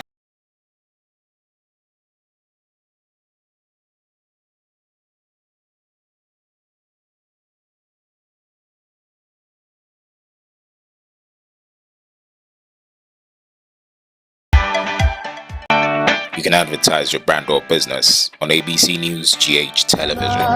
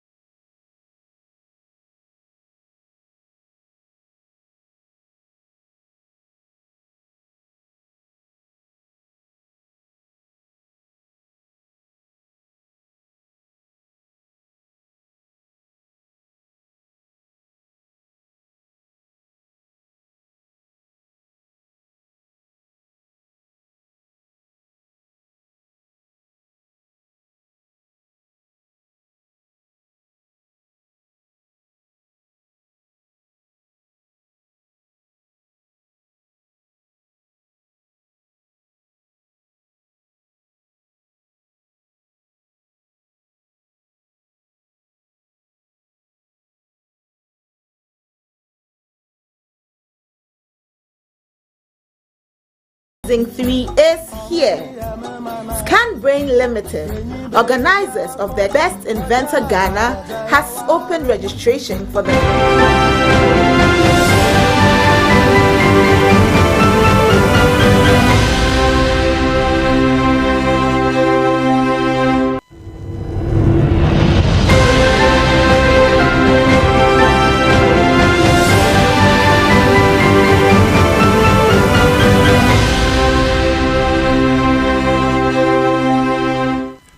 Good afternoon and thank you for choosing ABC News Ghana. I am Jennifer Somoa. Coming up in the headlines. Office of the Special Prosecutor concludes investigation on the infamous Airbus scandal as he identifies former President John Mahama as government official 1 but exonerates Mr. Mahama of any form of corruption. We'll bring you the details. Also coming up, Parliament is set to reconvene September 3, but Speaker Bagman has raised some concerns. We will hear from him shortly. Also coming up, the NDC has leveled allegations against the brother of Dr. Baumia. We will hear from the NPP. On the international front, several countries have issued travel warnings to their citizens, advising against travel to the United Kingdom. This and many more coming up. Do stay with us.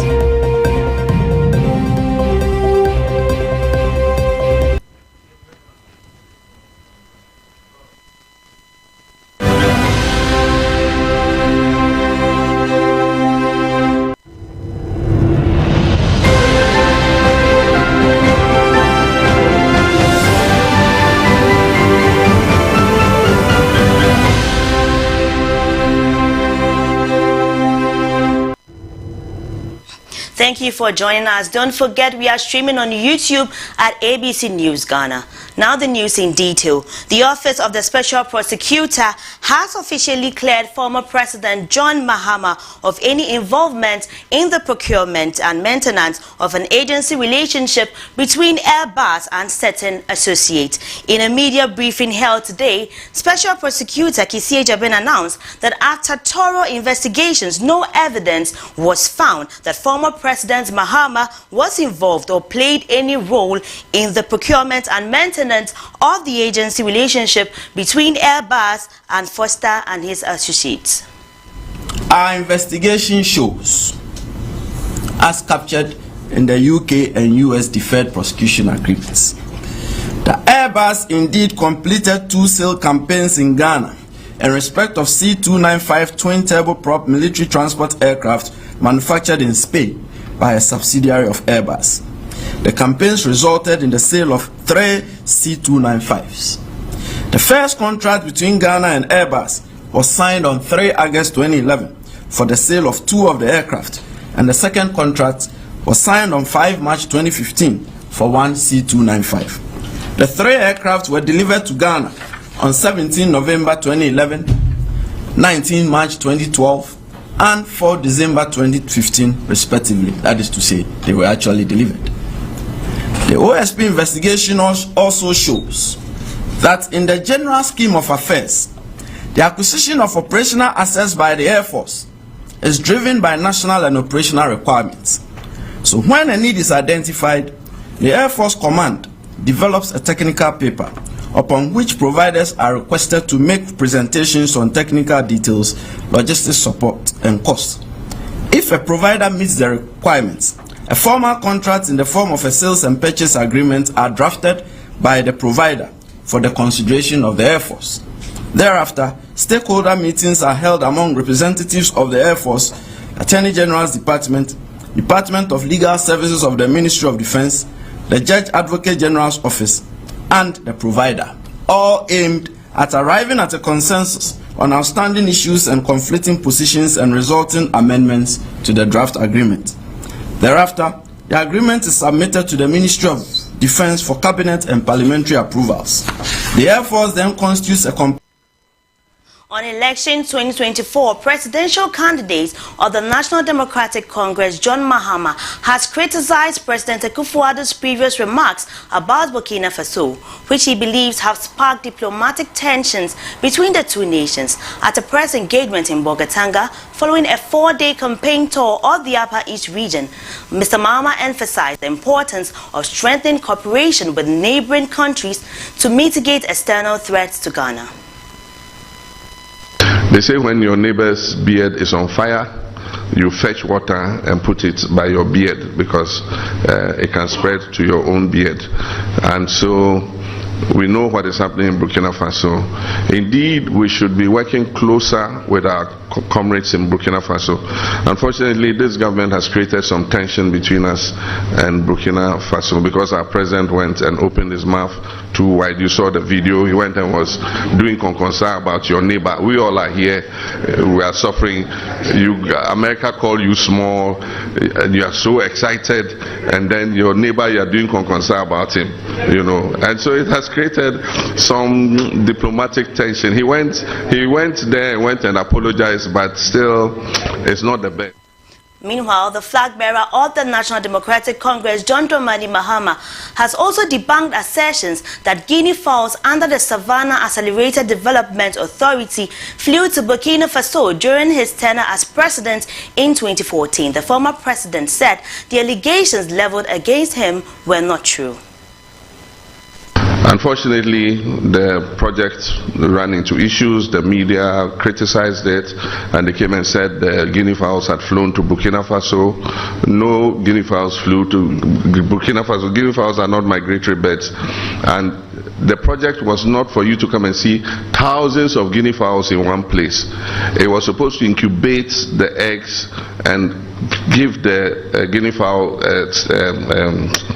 day-old chicks to the farmers. And so somebody came and asked, he says he asked the watchman, where are the guinea fowls? And the watchman said, oh, they go Burkina Faso, they go come the rainy season, they go come back. And then it took a life of its own. The media went and published it. And up to now, there are people who believe that there were some guinea fowls that flew to Burkina Faso, you know. So that project died. Unfortunately, the project ran into issues. The media criticized it, and they came and said the guinea fowls had flown to Burkina Faso. No guinea. We've been joined by Dr. Tanko, who is the elections monitor, and he is the deputy director of elections, and he is going to give his comments on the OSP's report. Good afternoon. Good afternoon. Thank you for joining us here on ABC News Ghana. Thank you. So the Office of the Special Prosecutor has officially cleared former President John Mahama of any involvement in the procurement and maintenance of an agency relationship between the Airbus and certain associations. What is your initial reaction? Very well. All along, we've been telling Ghanaians and these people that these people are just out to do propaganda. And they were not ready to rule the country with competence that everybody was looking at from them. This is not news to us, because all along we knew it was just fabrication, it was complete lies. Whatever they were telling Ghanaians was just cooked, delicious lies.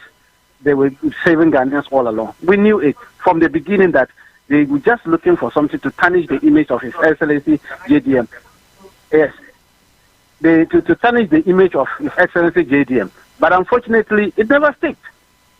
It never sticks. We are not surprised. Their own appointed OSP has come out finally to tell them that that is not the case.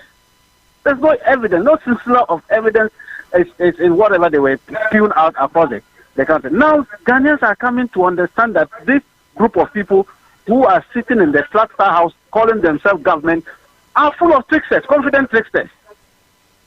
That is what we have come to see. So, Dr. Tanko, should this be the end to the case, or should we prosecute the other individuals involved? So is that the OSP himself all along, we've been telling that John Dramani Mahama was not involved in any scandal whatsoever. But you, the media, were eating on the table with this lies that they were spinning out. That is why His Excellency John Dramani Mahama stay away from the matter and say, look, you have the state machinery, go ahead and do your investigation. Because he knew that he was very clean. And clearly, look at the results. We didn't appoint, they appointed OSP. They were appointed the OSP and he went through the work. He went to FBI, he went to but Dr. this in Metro Police and they came back and didn't find any evidence. And so we are clear in our mind that look, whatever they wanted to do against His Excellency John Dramani Mahama and NDC has fallen flat completely. But Dr. Tanko, should we not at least commend the OSP for a good job done? That's why I'm saying that it's not even news, because all along from the onset we knew it was lies. We knew there was no truth in it. Nothing was going to come out of it. But you see, Ghanaians by their nature, if a provider meets the requirements of ruling this country, they always cook out lies and cook out funny stuff and to save Ghanaians. And then so, well, this machinery has come out to say that all along we've been telling you lies. That is the bottom line of it. Because all that they have been telling Ghanaians turn out to be lies, complete lies. And I think some government officials who have been parading corridors and media houses and saying, oh, they should have be prosecuted for telling lies and trying to tarnish the image of such an important personality that Ghana has ever seen before. Away from that, the former president previously said he couldn't promise a new stadium due to the economic crisis, but now he is pledging to build a modern stadium in Bolgatanga. What changed? What he's saying is that we stadium to areas they do not have it. The government of Ghana don't have a modern stadium. The record of building stadium. You remember the Cape Coast Stadium? We have that record.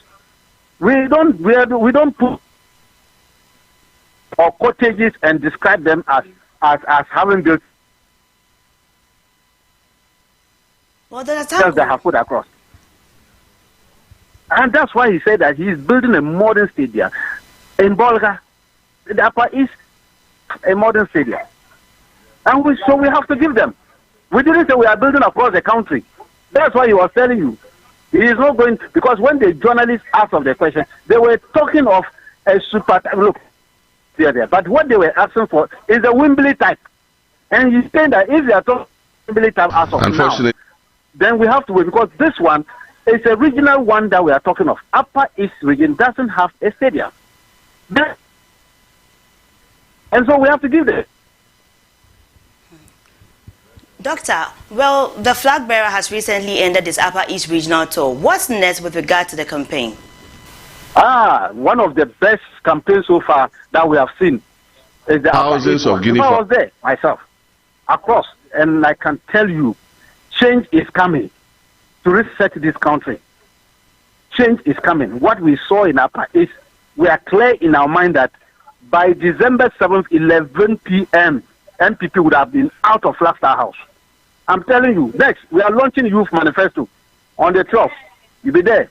His Excellency will come and launch the Youth Manifesto on the 12th and then go to Bukum Square to have an encounter with the youth of Accra, Greater Accra. They will come there because we are preparing the ground. We don't have time to waste. After December 7th, we are preparing governance.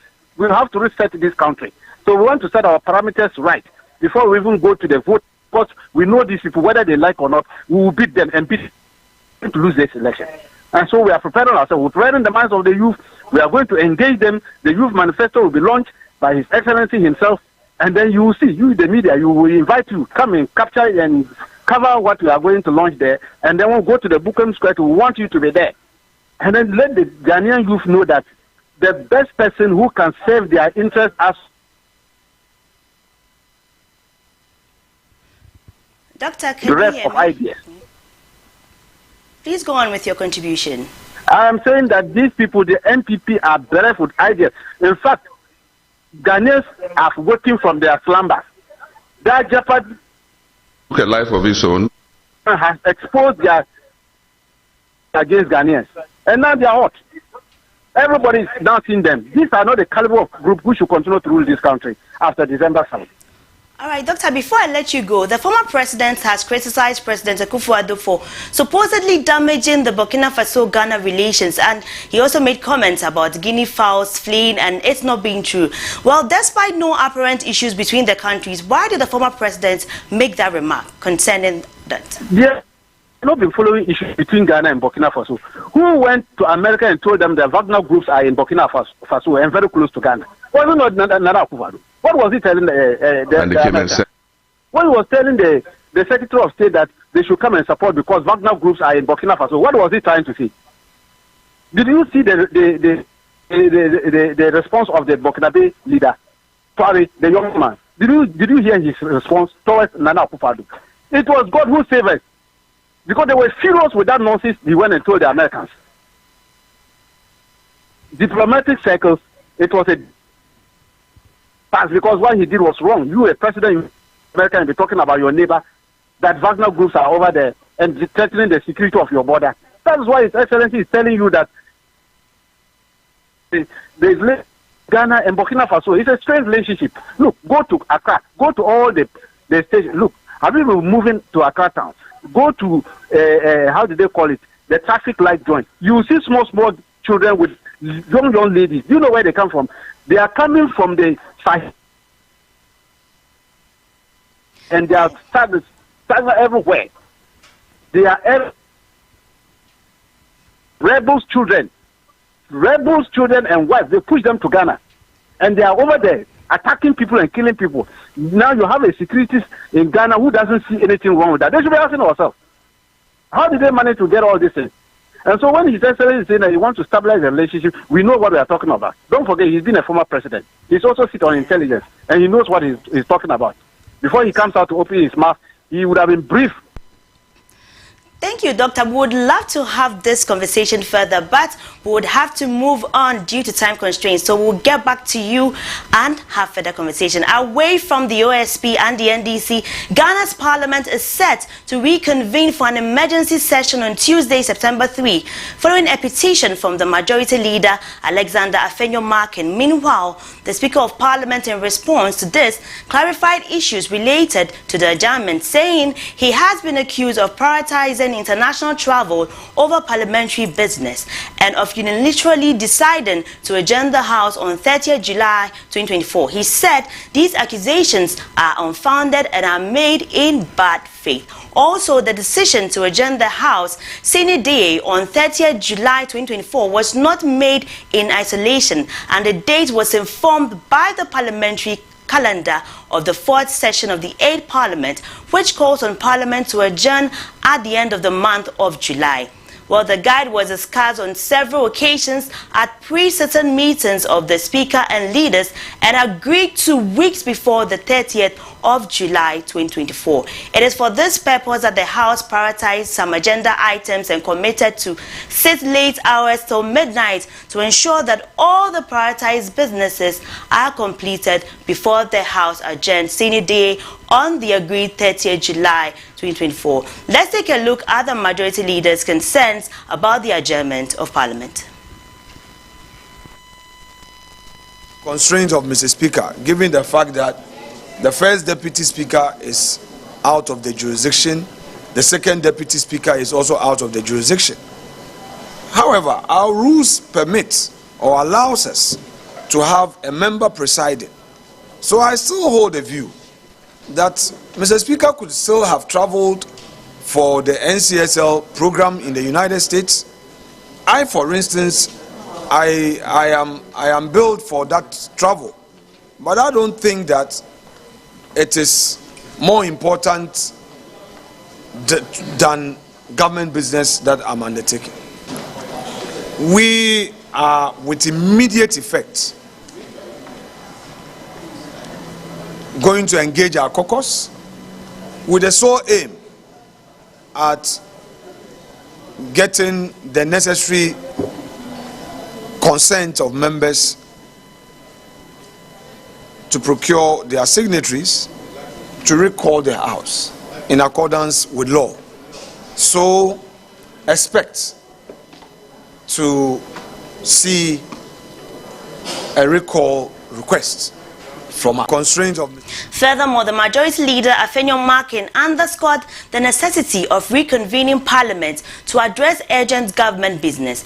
The agenda for the emergency sitting includes discussions on the financing agreement between the government of Ghana and the International Development Association request for tax exemptions for beneficiaries under the One District, One Factory program, and also matters concerning the Ghana Financial Stability Fund and the consideration of several bills, according to a communique issued by the Speaker on Wednesday, August 7.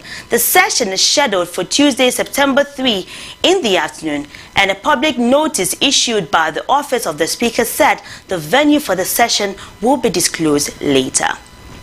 Well, away from that, to some politics, the National Democratic Congress has accused the Vice President and flag bearer of the New Patriotic Party, Dr. Alhaji Muhammadu Bawumia, of awarding 218 million Ghana cedis worth of contracts to a company owned by his brother Abraham Mahama and his wife. The National Communications Officer of the party, Sami Jenfi, who disclosed this at the party's Moment of Truth briefing, said the NPP flag bearer is the architect of corruption under the current administration and does not deserve the vote of Ghanaians in the coming elections. He says millions of cedis have been lost to single-source contracts and under the Nanado Bawumia government.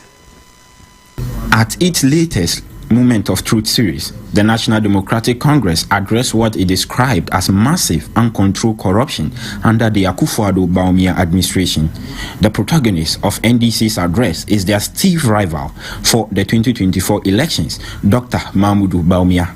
Director of Communications for the party, Sami Jenfi, who led the address, intimated the NPP flag bearer, contrary to his stance on sole sourcing before the 2016 elections, is the biggest beneficiary of sole sourcing 8 years on. Contrary to his holier-than-thou rhetorics on the subject of sole sourcing in government procurement while in opposition, Bawumia today is the biggest promoter and beneficiary of sole sourcing.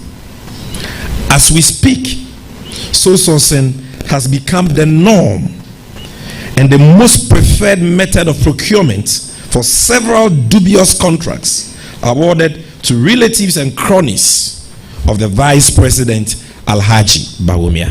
He further alleged that 218 million Ghana cedis has been paid to Abraham Bawumia on 5 single-sourced and inflated contracts. The total contract value of just the 5 sole source contracts we have spoken about today, awarded to Bawumia's brothers company, amount to a colossal 218 million Ghana cedis, equivalent to 2.18 trillion old Ghana cedis. Just the 5 projects we have spoken about today. As the elections draw near, the National Democratic Congress continue to assure Ghanaians that the government will investigate all corrupt acts and retrieve all illegal monies paid to persons and entities under this government. His Excellency John Dramani Mahama has promised that when elected, he will confront the canker of corruption head-on by ensuring that the sword of accountability cuts both ways. He has promised to hold members of this corrupt Akufo-Addo Bawumia NPP government accountable for all their corrupt acts. So, fellow countrymen and women, you can be rest assured that under the next NDC Mahama government, these sleazy, illegal, and inflated sole source contracts will be investigated and the Japadiate thieves prosecuted. Meanwhile, government spokesperson on governance and security, Powergrave Boache Dankwa, has debunked claims made by the National Democratic Congress that the Vice President and the flag bearer of the NPP, Dr. Muhammadu Bawumia, awarded sole source contracts to a company owned by his brother. Speaking to the ABC News Ghana, Powergrave asserted that the Vice President has no business in the award of government contracts, stating that all contracts are awarded through competitive tendering as opposed to the NDC's alleged sole sourcing. Alhaji Dr. Mahmoud Bawumia is the flag of the new Patriotic Party. I have seen in recent times that the NDC wants to put a tag on him, primarily because their candidate has been involved in such practices.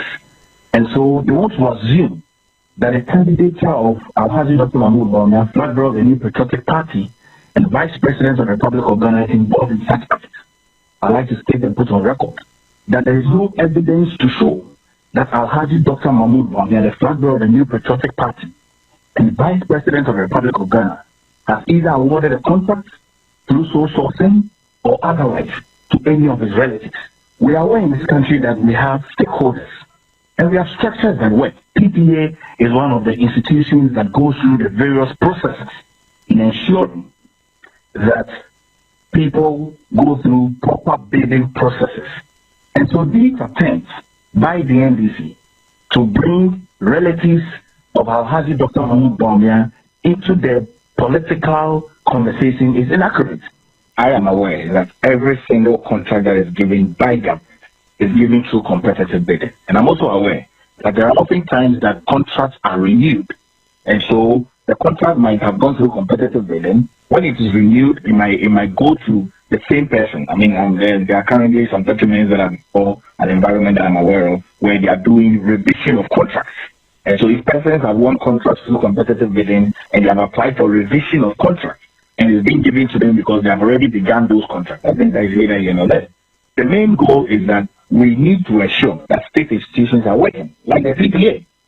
And there's an RTI as well. If people feel that these issues are not being done in the manner in which they so desire and want it to, they can always request for an RTI and then go through the various documents. Away from that and moving to some issues on finance, members of the Locked Up Investment Holders Forum have taken to the streets for the 11th time, demanding payment of their locked up funds. The group yesterday, August 7, 2024, picketed from the NDK Financial Service to meet with the 4-member board of the Financial Sector Division at the Ministry of Finance as a follow-up to an earlier petition to the ministry. Some affected members have been speaking to my colleague Andy Opondenchi.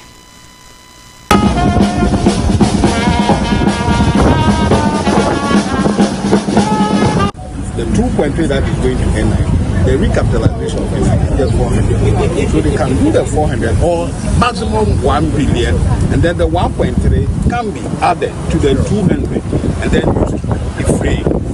Okay, so that is it. So we made that kind of point very, very clear to them.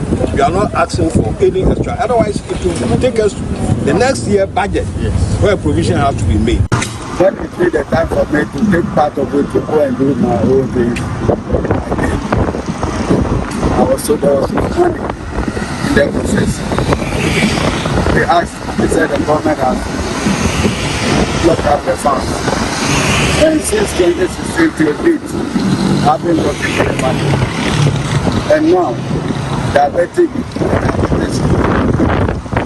and I've been trying my best. My children have been helping me, but it's not enough. How do they expect us to survive? You see elderly people here every Wednesday coming to picket for their money, and you won't give us our money. What is the way forward? An apology does nothing for the children. Absolutely nothing. It's just words.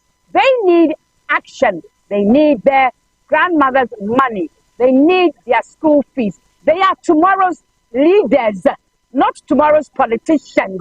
I feel so bad to the extent that every Wednesday at this age, I'll be working on the streets because of this world. Sometimes you think that I'm in this position, but this is permanent. Maybe the check I'm hearing tomorrow you can wear the same thing, and you can pay the same thing. How are you going to cope with it? So I'm feeling so bad. Joining us on Zoom is the convener of the Locked Up Investment Holders Forum, Dr. Eduanane Entry, for further discussion. Thank you, Doctor, for joining us here on ABC News Ghana. Hello, Doctor. Good afternoon, and thank you for joining us here on ABC News Ghana. If you can hear me, Doctor, what has been the response so far since you petitioned the government through the Finance Minister? Well, we seem to be having challenges with our telecommunication lines, but we were supposed to engage the convener for the locked up funds. They have been picketing since they picketed yesterday at the Finance Ministry. They've laid down some things that they want the government to look out for. Well, yesterday they said they have advocated for the release of some of their funds in financial institutions, and which has been handled by the Bank of Ghana. But we want to find out from them how many are their funds even locked up, and what has been the response from the Finance Minister since their funds have been locked up. Yesterday, they picketed from the NDK Financial Service to meet with a 4-member board of the Financial Sector Division at the Ministry of Finance as a follow-up to an earlier petition to the ministry. And they have been picketing every Wednesday. They intend picketing till November because of the elections in December. We would try to get back in touch with the convener, but before that, let's do some business.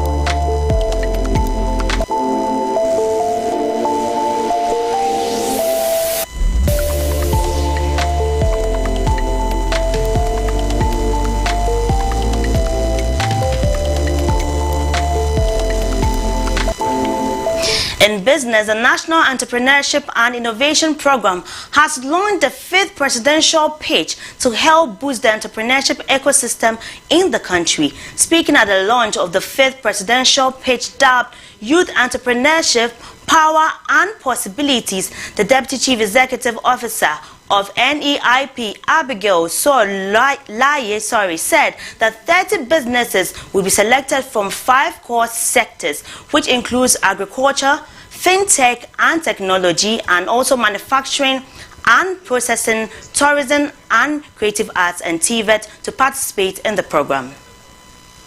This year's presidential pitch would not change from what we've done.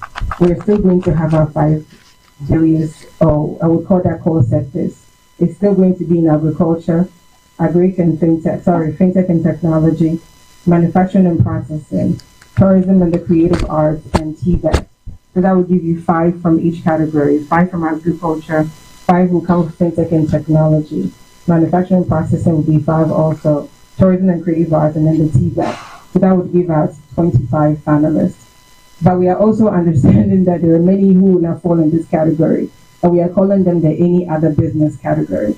So in retrospect, to say this, we've noticed that when people apply in all these categories, somebody might have an idea that doesn't fall here. Doesn't mean your idea is not good. So whatever it is you have, just bring it to us. We will narrow it down and make sure that we're put in one of these categories.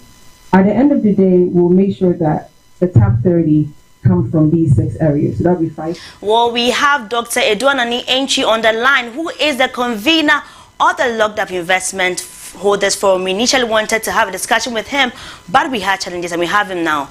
Good afternoon, sir, and thank you for joining us here on ABC News Ghana. Good afternoon. So, Doctor, what has been the response so far since you petitioned the government through the Finance Minister? Well, the government couldn't make any further allocation in the mid-year budget. So we are now relying on the previous allocation of 4 billion that was made in the main budget.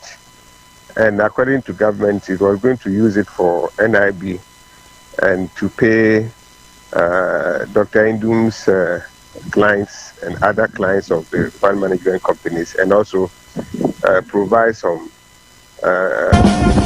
stress savings and loans and finance houses, the specialized deposit security institutions. So we have written to the government, that to the minister, that with that 4 billion, already the minister said they are going to allocate 2.3 billion for the recapitalization of NIB, and then the ministry is using 1.5 to pay the lock-up investment of the fund managers whose licenses were revoked in 2019. which include Dr. Indum's clients. So we've written that if you do the arithmetic, then there is a balance of only 200 million, and we are requesting that 200 million at least be allocated for the Bank of Ghana to start the processes of revoking the licenses of at least NDK Financial Services and Bond Savings and Loans, who together have 2.2 billion of customers' funds with them. But we also said that the 200 million is not enough to give us any reasonable relief. And so the government should cut down on the 2.3 billion that it wants to give to NIB for recapitalization, since we don't think at this time, within this environment, at this present financial situation that the country finds itself, and investors also find themselves not able to get their funds to take care of themselves, especially the pensioners and the sick ones amongst them. Many of them are relying on these funds for their medication and their sustenance. So we don't see why government should spend a whole 2.3 billion on NIB this year alone and leave its citizens to go without medicine and food and be dying. So they should reduce the amount that they want to give to NIB, so that part of the funds that have been earmarked for NIB will be free and used to pay depositors whose funds are locked up. So that is the position now. And we sent a letter to the minister last week, Wednesday. And yesterday, when we went for the picketing, we followed up to go and find out what is happening to the letter. And we met a team of officials from the financial sector division, and then we had a meeting with them. They are saying they are working on it to raise a memo to the minister for a decision to be taken on what we have requested. We believe this our request is a reasonable request that the ministry should comply with or should accept. And we will be checking on the letter every Wednesday that we go on the picketing and see how far the minister is handling the proposal or the request that we have made. Doctor, if I heard you right, does it mean the Bank of Ghana has given you assurance of revoking the licenses of the defunct banks? Yes. They say as soon as it has been available the necessary finance to pay our depositors, our deposits, then they will revoke the licenses and start paying us. What is the way? Thank you very much, Dr. Ananienchi. He is the convener for the Locked Up Investors Forum. Away from that, and still in business, the flag bearer of the New Patriotic Party and Vice President Dr. Muhammadu Bawumia has called for an introduction of a broad-based road toll system to generate sufficient revenue to ensure equity. He made this call at a high-level expert panel discussion at the 50th anniversary launch of the Ghana Highway Authority. The Vice President said that in order to address the shortcomings of the current road tolling system in the country, it is imperative to look at road toll collection on a broad-based level by including high-income areas to ensure an even distribution of the toll burden.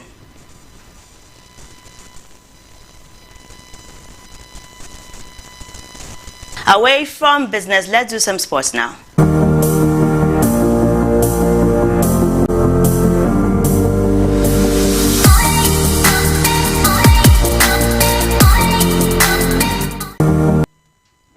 In sports, Ghana's men's 4x100-meter relay team has been disqualified for the final at the 2024 Paris Olympics. The team, consisting of Abdul Rashid Saminu, Benjamin Azamati, Ibrahim Fusseini, and Joseph Paul Amwa, finished heat 2 with a time of 38. Well, still in sports, Dr. Muhammadu Bawumia, the Vice President of Ghana, has made a cash donation of 10,000 Ghana cedis to Hazaket's ladies ahead of their participation in the CAF Women's Champions League qualifiers.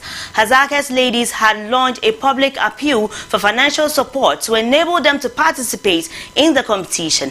The Vice President donation is a response to this appeal, demonstrating his commitment to women's football in Ghana.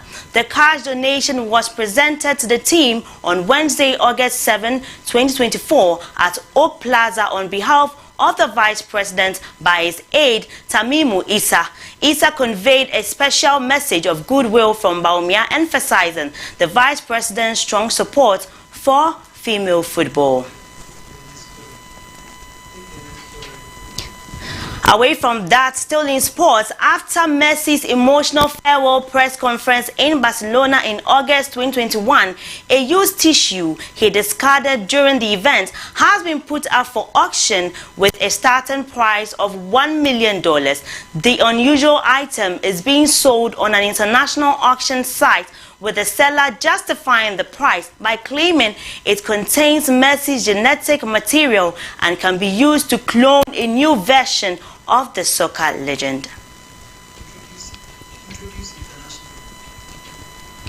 Let's take a look at what is happening on the international front.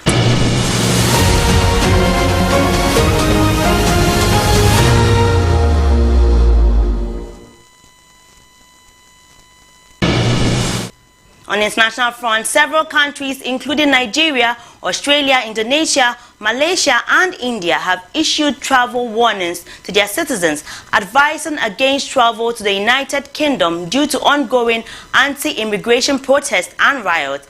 The warnings were issued in response to the violent clashes between far-right groups and law enforcement, which have resulted in hundreds of arrests and widespread damage. Travelers to the UK are advised to avoid crowded areas and large gatherings, exercise high levels of caution and vigilance, monitor local media for updates and information, stay away from places where protests are occurring, and be prepared for potential disruptions and violence.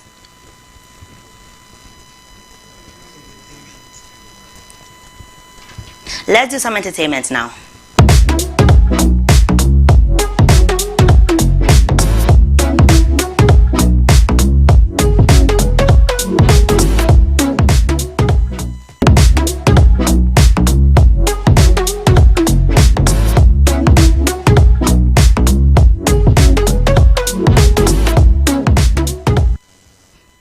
According to legendary Ghanaian actress Mame Dokno, Ghanaian movies today lack the meaningful life lessons that once positively imparted audiences and the broader Ghanaian community. This sentiment is echoed by her own experiences, as she has expressed regret over her deep involvement in politics, which led to her being blacklisted and denied movie roles for about 2 years. Mame Dokno opined that in the past, Ghanaian films often tackled social issues, promoting moral values and cultural heritage. However, contemporary movies seem to focus more on flashy production values and entertainment rather than substance and educational content.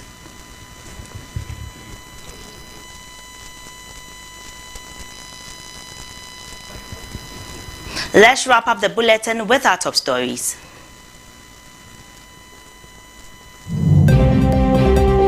Office of the Special Prosecutor concludes investigation on the infamous Airbus scandal as he identifies former President John Mahama as government official 1, but exonerates Mr. Mahama of any form of corruption.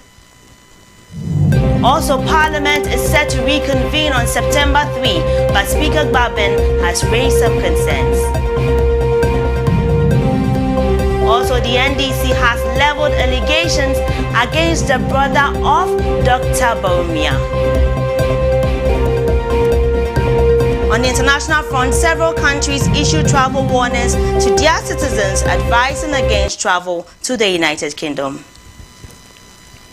Thank you for staying with us. I am Jennifer Songwa. You can follow us on all our social media handles at ABC News Ghana. Good afternoon.